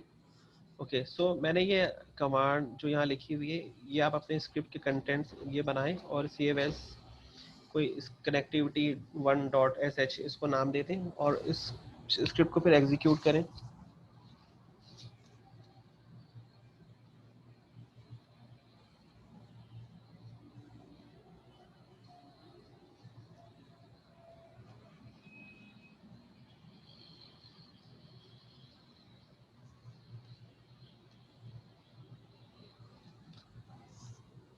तो ये वाला पार्ट एक दफे समझा दें। देखिए ये पार्ट, इस पार्ट में हमने जो लास्ट पार्ट किए थे पाइथन के, वो इसलिए किए थे जस्ट टू सी कि how we can actually launch any program और script from our shell script, and secondly how we can actually pass arguments to different programs और स्क्रिप्ट। ठीक है, अब हम ये कह रहे हैं कि अपनी शेल स्क्रिप्ट में आप ये कोड टाइप करें और फिर देखिए इसका रिजल्ट क्या आता है। यहाँ पर जो 3 स्पेसिफाई किया हुआ है -c, इट मीन्स कि काउंट जो है वो 3 होना चाहिए पिंग कमांड का। तो ping command will be send 3 times to this address. ठीक है, so type this in your shell script, इसको कुछ भी नेम दे दें, connectivity.sh का जो भी, और फिर एग्जीक्यूट करके देखें कि आपके पास क्या रिटर्न हो रहा है। क्या आपको 3 टाइम्स रिस्पॉन्स रिटर्न हो रहा है?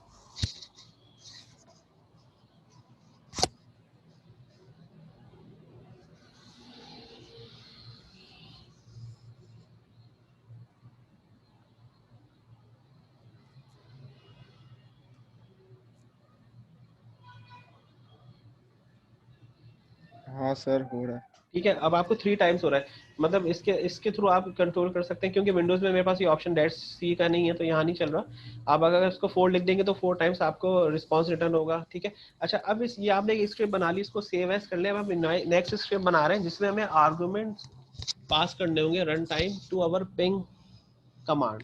अब यहाँ पर तो ये हार्ड कोड हुआ था ना, iba.edu.pk, और ये भी हार्ड कोड हुआ है। अगर मैं आपसे कहूँ कि make them such that kg we are able to pass count of ping command also and the URL also, ठीक है, तो इन दोनों को अगर हम आर्गुमेंट में सेंड करना चाहें so how we can do this। अभी मैंने आपको बताया ना argument how we can use, हमने क्लास में भी पढ़ा था और अभी भी मैंने रिकॉल करवाया आप लोगों को how we can pass arguments। तो आप अपनी एक और स्क्रिप्ट बना लें connectivity 2.sh, और उसमें डिफरेंस क्या होगा, इसकी जगह और इसकी जगह आपको क्या लिखना पड़ेगा वो ज़रा लिखें और मुझे बताएं कि आप लोग are you able to do this, script बनाने में कामयाब हो गए जिसके थ्रू आप लोग एट रन टाइम अपने स्क्रिप्ट के थ्रू पिंग कमांड को कंट्रोल कर सकें, उसको नंबर ऑफ टाइम्स जो पिंग भेजनी है वो कंट्रोल कर सकें, और जहाँ पर पिंग भेजनी है वो चीज़ आप कंट्रोल कर सकें। यानी कि हार्ड कोड करने की ज़रूरत नहीं है ना, स्क्रिप्ट में बस आप स्क्रिप्ट रन करें, उसको आर्गुमेंट्स दें और वो वहाँ पर पिंग का रिजल्ट आपको शो हो जाएगा। So this is actually first network, you can say command or script. So this is beginning of our network programming from here।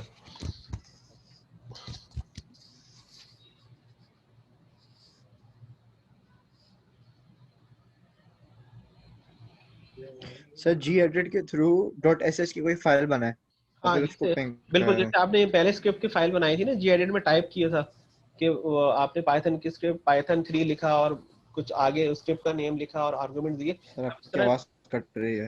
हाँ, मैं कह रहा हूँ जिस तरह पाइथन की स्क्रिप्ट को रन करने के लिए आपने एक स्क्रिप्ट बनाया था ना, वहाँ पर आपने कमांड पूरी लिखी थी जो शेल में आप टाइप करते हैं, Python 3 space Python file name then arguments. अब इसी तरह आप एक शेल फाइल बनाएं जिसके कंटेंट्स ये होंगे, ये तो पहला स्टेप है। ठीक है, इसको आप connectivity 1.sh कहते हैं और इसको फिर आप शेल फाइल को आप रन करें तो आप देखेंगे आप पिंग कमांड आपने एग्जीक्यूट कराई, लेकिन यहाँ पर हार्ड कोडेड आर्गुमेंट्स हैं पिंग के लिए ना।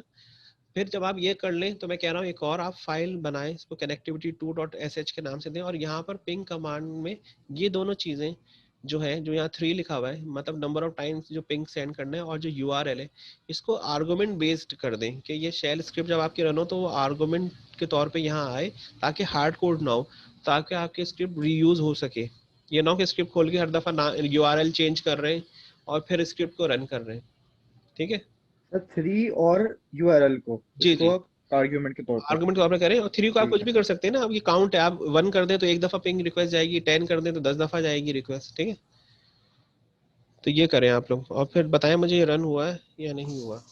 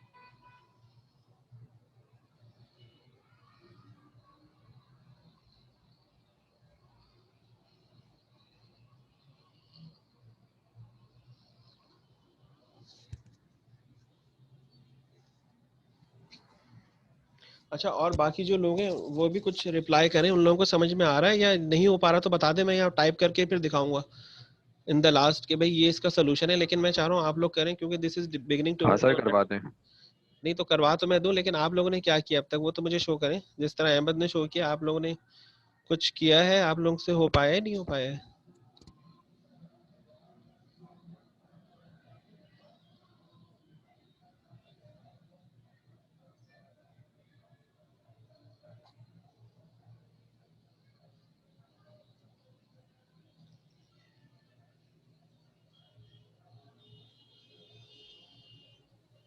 सर जी जी बोले।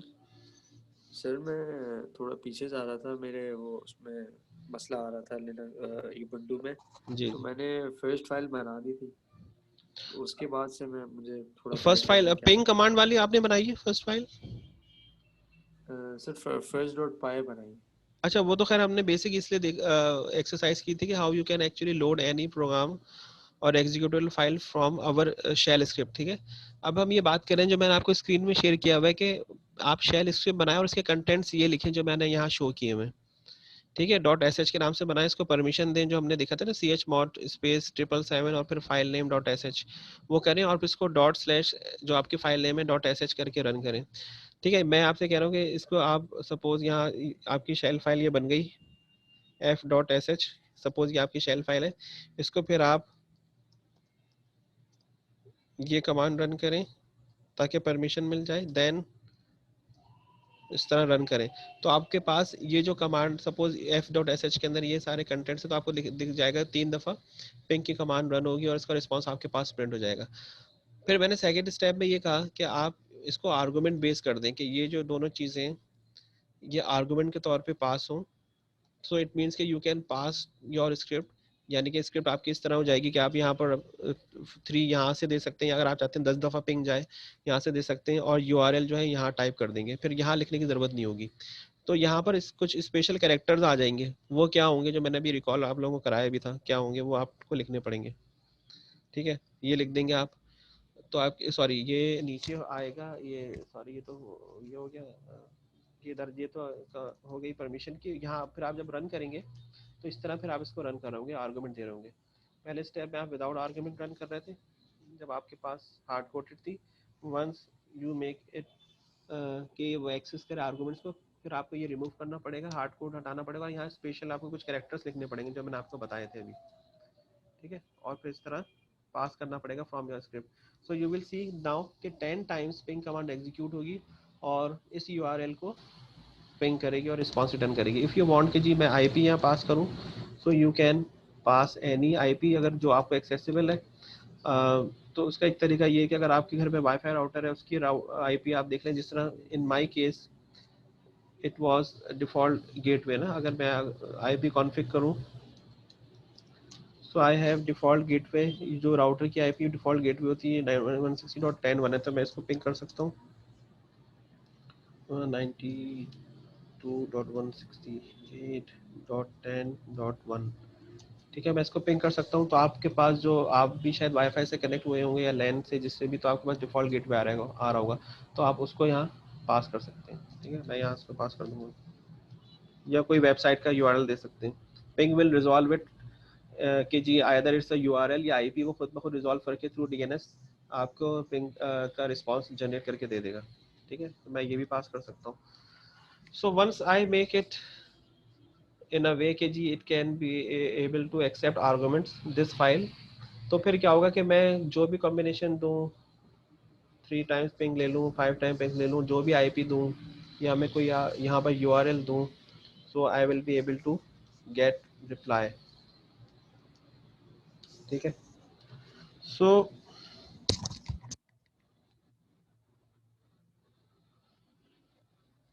आई थिंक आप लोगों ने एग्जीक्यूट, मुझे नहीं लगता किसी ने किया है या 1-2 बंदों ने किया है। कोई अगर मुझे बताए कि कहाँ तक पहुँचे, कुछ चैट के थ्रू ही बता दें, कुछ हुआ है नहीं हुआ अभी तक।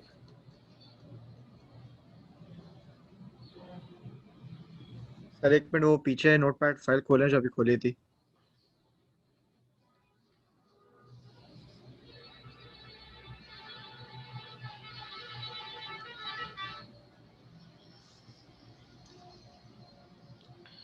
ये मैं एक सूडो कोड की फॉर्म में बना इसलिए रहा हूँ ताकि समझ में आ जाए कि भाई ये f.sh के कंटेंट्स हैं, ये ब्रैकेट आपको लगाना नहीं है, just to let you know के कंटेंट्स हैं। फिर सेकंड फर्स्ट स्टेप ये हो गया, आपने एक शेल स्क्रिप्ट बनाई gedit में, ठीक है, या नैनो में वॉट एवर यूज़ करके। उसके बाद आपने सेकंड स्टेप में परमिशन दिया। फिर इसको ये रन करने का तरीका है, अगर आपने स्क्रिप्ट बेस बनाई है तो these are the steps to run, ठीक है, इस तरह रन कर लें या आईपी दे दें उसको, ठीक है। सो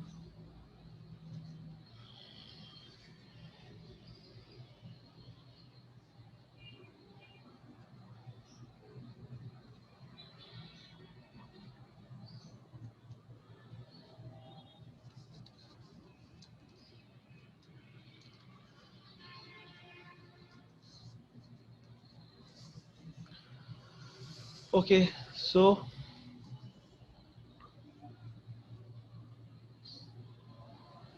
नाउ अगर आप देखें जो इस टास्क के बाद जो इम्पोर्टेंट है, इस टास्क में मैंने कहा है कि print latency observe in communication. Latency आपको यहाँ पर रिसीव हो रही है, like in my case it's 6 millisecond. अगर मैं, क्योंकि राउटर मेरा घर में ही लगा हुआ है तो 6 मिलीसेकंड का डिले आ रहा है। आईबीए के केस में देखा था आपने 340 समथिंग मिलीसेकंड आ रहा था। अगर मैं आपसे कहूँ कि शेल स्क्रिप्ट आप अपनी ऐसी बनाएं जिसके कंटेंट्स तो यही हों जो अब तक है, लेकिन वो somehow it should be able to print time only. आपने जो यूआरएल उसको पास किया है उसको वो एक्सट्रैक्ट करे, जो भी आईपी है उस पर कन्वर्ट करे। जाहिर बात है पिंग की कमांड खुद कर देती है, आपको कन्वर्ट नहीं करना, but you should be able to show me the result of latency, कितनी डिले आ रहा है। तो इसके लिए आपको जो शेल की कुछ कमांड, एक कट की कमांड होती है, may be you need to use that command. तो कट से क्या होगा कि आप टोकनाइज कर सकते हैं, जैसे अगर आपको नजर आ रहा है कि इक्वल टू का साइन यहाँ पर यूज हो रहा है ना, इक्वल टू, और टाइम इक्वल टू के बाद आपके पास डिले आ रहा है।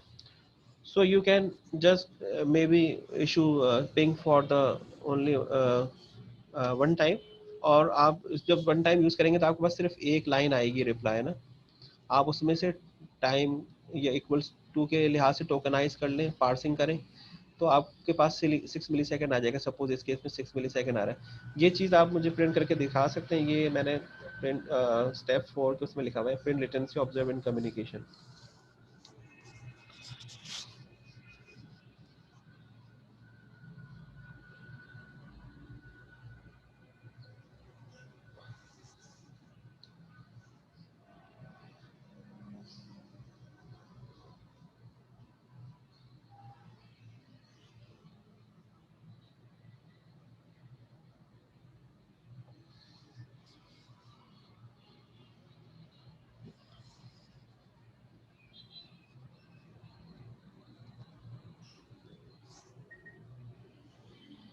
ओके जी, तो ये सब ने रन कर लिया, ये जो मैंने यहाँ पर शो किया है। और यहाँ पर कोई मुझे बेशक चैट बॉक्स में प्राइवेटली बताया, आप लोगों ने टाइप किया, मैं आप लोगों को हिंट दे चुका था कि how you can pass argument to this your script. क्योंकि जब आप स्क्रिप्ट को रन कर रहे हैं तो आप ये चीज़ आर्गुमेंट को के तौर पे दे रहे हैं, तो ये चीज़ कहाँ पर किस वेरिएबल में रेफर होगी, किस इंडेक्स में रेफर होगी, और वो पिंग को आप पास कर रहे हैं क्योंकि आपने स्क्रिप्ट के अंदर ये कोड लिखा हुआ है, ping dash C number of times to send ping command and URL या आईपी, ठीक है। तो ये जो टास्क है ये I want you to upload this और ईमेल मी, जो लोग ऑनलाइन है, या मैं एक काम करता हूँ असाइनमेंट क्रिएट कर देता हूँ, so you people can upload me.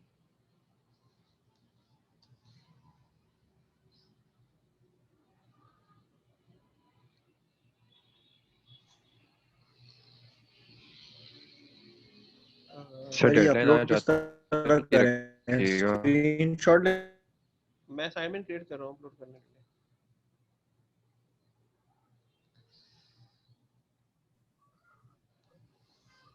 Sir ये अपलोड किस तरह करेंगे हम? जी मैं एक मिनट असाइनमेंट क्रिएट कर रहा हूँ और मैं आपको असाइनमेंट क्रिएट करूँगा, आप असाइनमेंट में अपलोड कर दिएगा, ठीक है।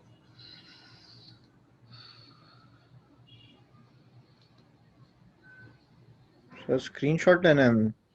नहीं, आपने जो अपनी स्क्रिप्ट बनाई है ना वो मुझे सेंड कर दें, स्क्रिप्ट फाइल सेंड कर दें।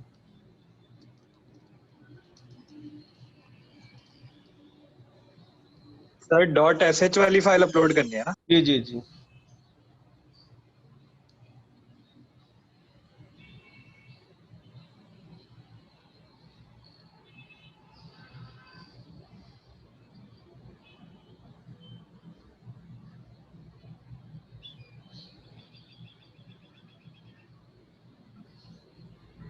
सर इसमें पे अभी भी थोड़ा मसला आ रहा है, थोड़ा फिर से गाइड कर दें डॉट एस एच वाला पिंग वाला पार्ट जो है।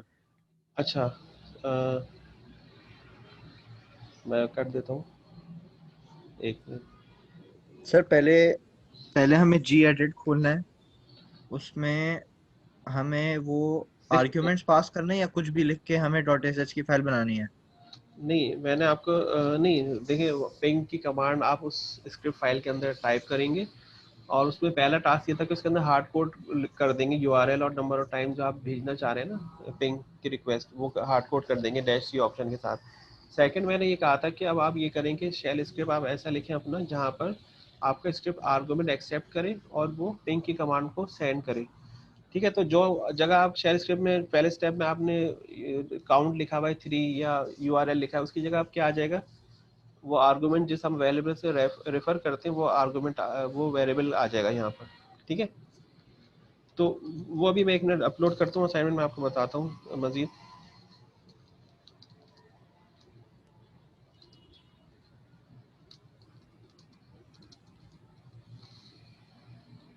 चलो फिर से एक बार बस गाइड कर दें ताकि थोड़ा क्लैरिटी मिल जाए। 1 मिनट।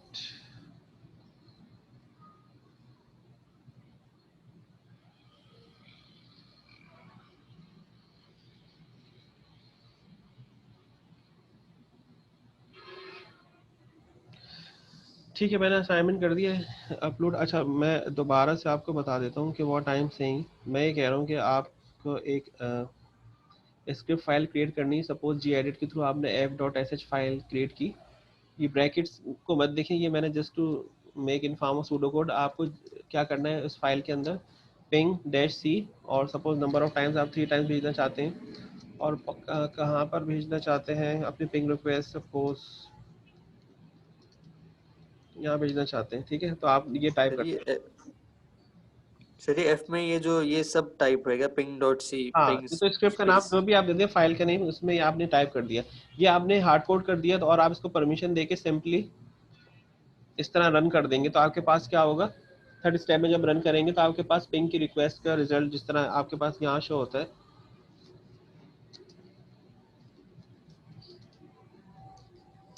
ये आने लगेगा। ठीक है, ये आपके पास रिजल्ट आ जाएगा। अब आप इसको अगर -10 कर देंगे तो 10 टाइम्स पिंग का रिक्वेस्ट जाएगी और उसका रिप्लाई रिटर्न होगा। अच्छा, विंडोज में सपोर्टेड नहीं है -c से, यहाँ पर मैं आपको दिखा नहीं सकता। अच्छा, अब मैं आपसे कह रहा था सेकंड स्टेप में कि make it this is your script to accept these things as an argument, कि ये चीज़ और जो यूआरएल है उसको वो आर्गूमेंट के तौर पे ले ले। ठीक है, तो फिर आपको क्या करना पड़ेगा, आपको फिर इस स्टाइल में अपनी जो स्क्रिप्ट कमांड है उसको कॉल करनी पड़ेगी कि आपने f.sh पहले भी कर रहे थे, उसके साथ ही 2 आर्गुमेंट पास करने पड़ेंगे। पहला जो है इसकी जगह आ जाएगा 5, जैसे 3 था वो आ जाएगा, और सेकंड जो है यूआरएल, यानी कि अगर आप यूआरएल भेजना चाहें तो ये कमांड यूज़ कर लें, आईपी भेजना चाहें तो ये पूरा सिंटैक्स यूज़ कर लें, वो आ जाएगा। अब आपको यहाँ पर लिखना है कि यहाँ क्या सिंबल आएगा या नोटेशन आएगी या वेरिएबल आएगा जिससे शेल स्क्रिप्ट आपके ये आर्गुमेंट को यहाँ प्लेस कर देगा और ये वाले आर्गुमेंट को यहाँ प्लेस कर देगा सेकंड पोजीशन पे।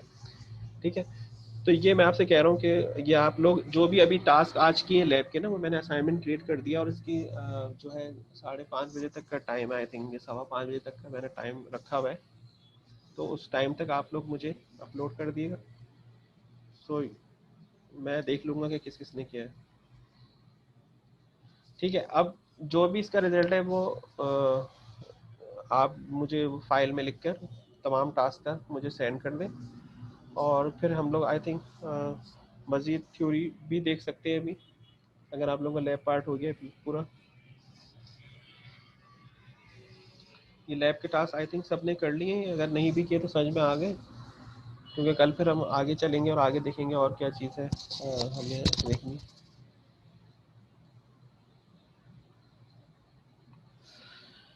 ठीक है, तो वॉट एवर जो भी आंसर है आप लोग मुझे ये क्योंकि मेरी स्क्रीन शेयर हो रही है, आई थिंक बाकी लोगों को भी आंसर नजर आ गया होगा मैंने। खैर, अच्छा एक और जो टास्क है जो मैंने आप लोगों को यहाँ पर आई थिंक यहाँ लिखा हुआ नहीं है, कि जो पहला हमारा टास्क था जिसमें हम लोग HTML पेज को लोड कर रहे थे, तो इसमें एक चीज़ देखी होगी आपने कि we were using echo command. ठीक है, हमारे पास एक और ऑप्शन भी है कि we can use cat command and more conveniently we can actually output HTML file and then we can also load it using Firefox. क्योंकि लोड करने के लिए तो हमें पता है कि हम फायरफॉक्स की कमांड से और आगे उसको URL दे देते हैं, तो वो हमारी जो भी फाइल है वो लोड हो जाती है। ठीक है, तो cat कमांड के through we can also load create a HTML file more easily. So I think हम उसको कल भी शायद देख सकते हैं अगर हम चाहें, और may be we can continue with other जो हमारे पास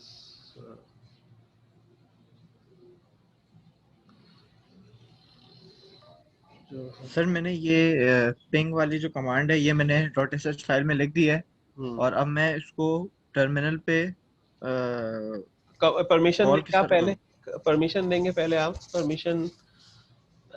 एक मिनट, स्टेप आई थिंक आपने शुरू के लेक्चर्स नहीं अटेंड किए गए जो हम लोगों ने कवर किए थे, उसको मैं शेयर कर देता हूँ कि ये स्टेप्स थे ना इसके।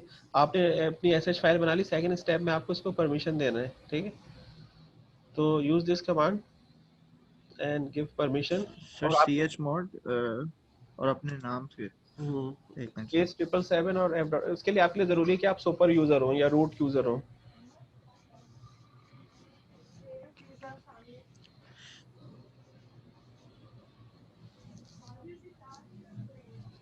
हाँ ये सर मैंने ये कर दिया है, परमिशन का हो गया है। उसके उसके बाद बाद फिर इस तरह इस तरह आपने नहीं, आर्गुमेंट, लेकिन सर ये तब होगा जब आपने आर्ग्यूमेंट के तौर पर वो हाँ अगर आपने हार्ड कोड किया तो नहीं। जस्ट इग्नोर दिस, सिर्फ ये टाइप कर लें जो मैंने हाईलाइट किया मैंने। अच्छा सिर्फ ये कर दें।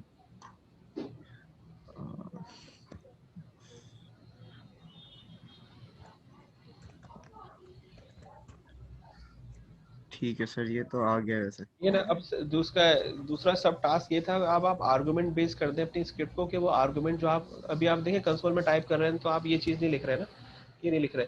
अब आप स्क्रिप्ट को ऐसा कर दें कि वो ये दोनों चीज़ों को एज एन आर्गुमेंट लेने लगे, यानी कि नंबर ऑफ टाइम्स जो आप पिंग कमांड देना चाह रहे हैं और जहाँ पर आप पिंग करना चाह रहे हैं ना। तो उसके लिए आपको स्क्रिप्ट फाइल में जाना पड़ेगा और इन दोनों जो वहाँ वेरिएबल्स जो आपने लिखे थे हार्ड कोड किए हुए थे उनको रिप्लेस करके एक स्पेसिफिक वेरिएबल होगा, कोई स्पेसिफिक वेरिएबल जो मैंने आपको बताया था अभी स्लाइड में और पहले भी बता चुका हूँ, वो यूज़ करके आप ये अचीव कर सकते हैं कि आपकी जो स्क्रिप्ट है वो डायनेमिक हो गई, वो जो भी आप IP देंगे जितने टाइम्स पिंग करना चाहेंगे आपके पास का रिजल्ट आ जाएगा।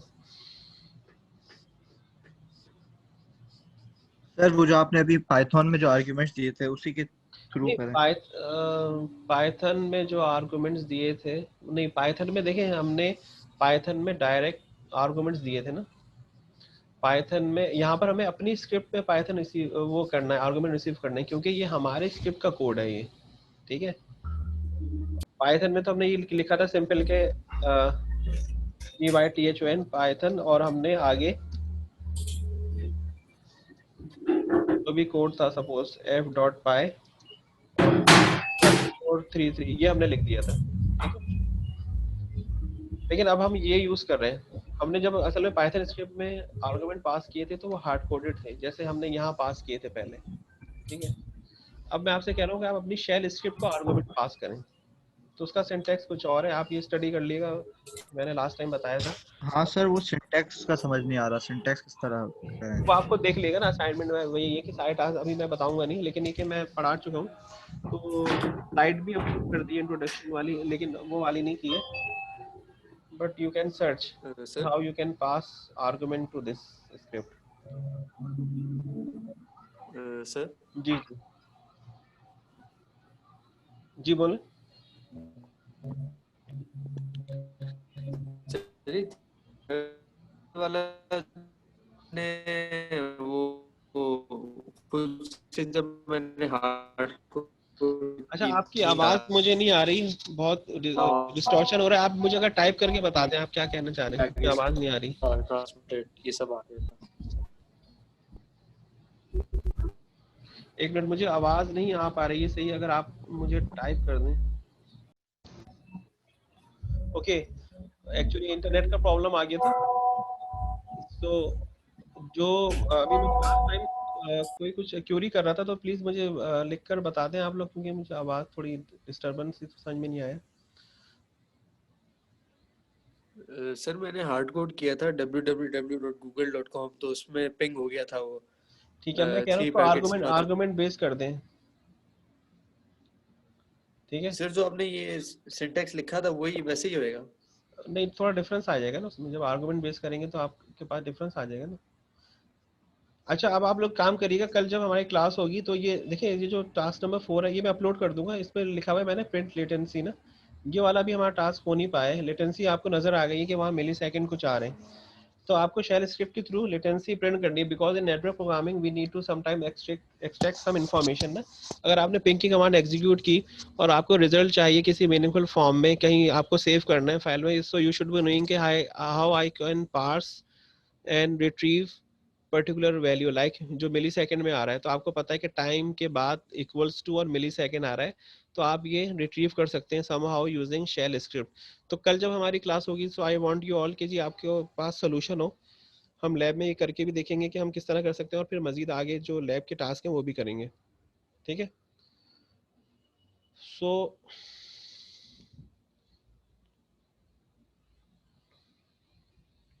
सो आप लोग हैं तो अच्छा, मैं स्क्रीन भी सेव कर सकता हूँ, वरना आप लोग ये करें कि मुझे ERP, और आप लोग जब लॉगिन हुआ करें तो अपने नाम के साथ ERP भी लिख दिया करें, ताकि मुझे यहाँ अटेंडेंस में आसानी हो ना। अभी तो फिलहाल आप लोग मुझे सेंड कर दें अपना जस्ट नाम और ERP।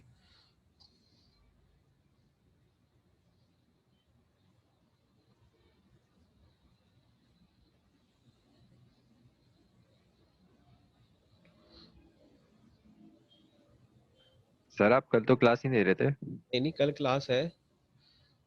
वो तो कोई बंदा कह रहा था कि कल क्लास नहीं लें और आज की ले लें, तो मैंने तो ये नहीं कहा कि मैं कल की नहीं लूंगा, मैंने आज के कहा था आज की लूंगा। कल तो होगी क्लास, ठीक है, कल तो स्केड्यूल क्लास है।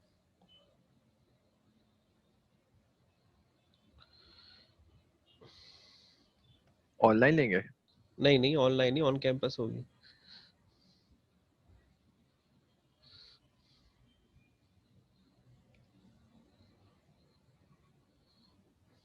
Hybrid sir. हाँ, हाइब्रिड ही होगी, जो आना चाहे आ जाए, वरना जो ऑन कैंपस होगा वो वहाँ से अटेंड कर ले। लेकिन आप लोग कैंपस में आ जाओ ज़्यादा अच्छा है, लैब में, ताकि इजीली हम लोग टास्क कर लेंगे सारे और आप लोगों को समझ में भी आ जाएगा। सर जी सर सर एक स्टूडेंट है हमारी क्लास में, हुदा चन्ना नाम है उनका, उनका नेट डिस्कनेक्ट हो गया, तो वो कनेक्ट नहीं हो पा रही सर, उनकी भी अटेंडेंस मार्क कर दे। तो वो तो होता चलना तो कनेक्ट मुझे तो नज़र आ रही है, वो कहाँ से कनेक्ट हुई नहीं है वो। अच्छा सर, शायद फिर कनेक्ट हो गई। अच्छा ठीक है, सही है। चले, आज का लेक्चर आप लोगों को खास तौर पे जो आईपी के हवाले से था वो समझ में आया, क्योंकि कल हम सबनेटिंग करेंगे तो मजीद डिटेल में देखेंगे आईपी एड्रेस को ना। सर आप प्लीज स्लाइड्स अपलोड कर दें, फिर हमारे कोइंसाइड करना ज़्यादा आसान होगा।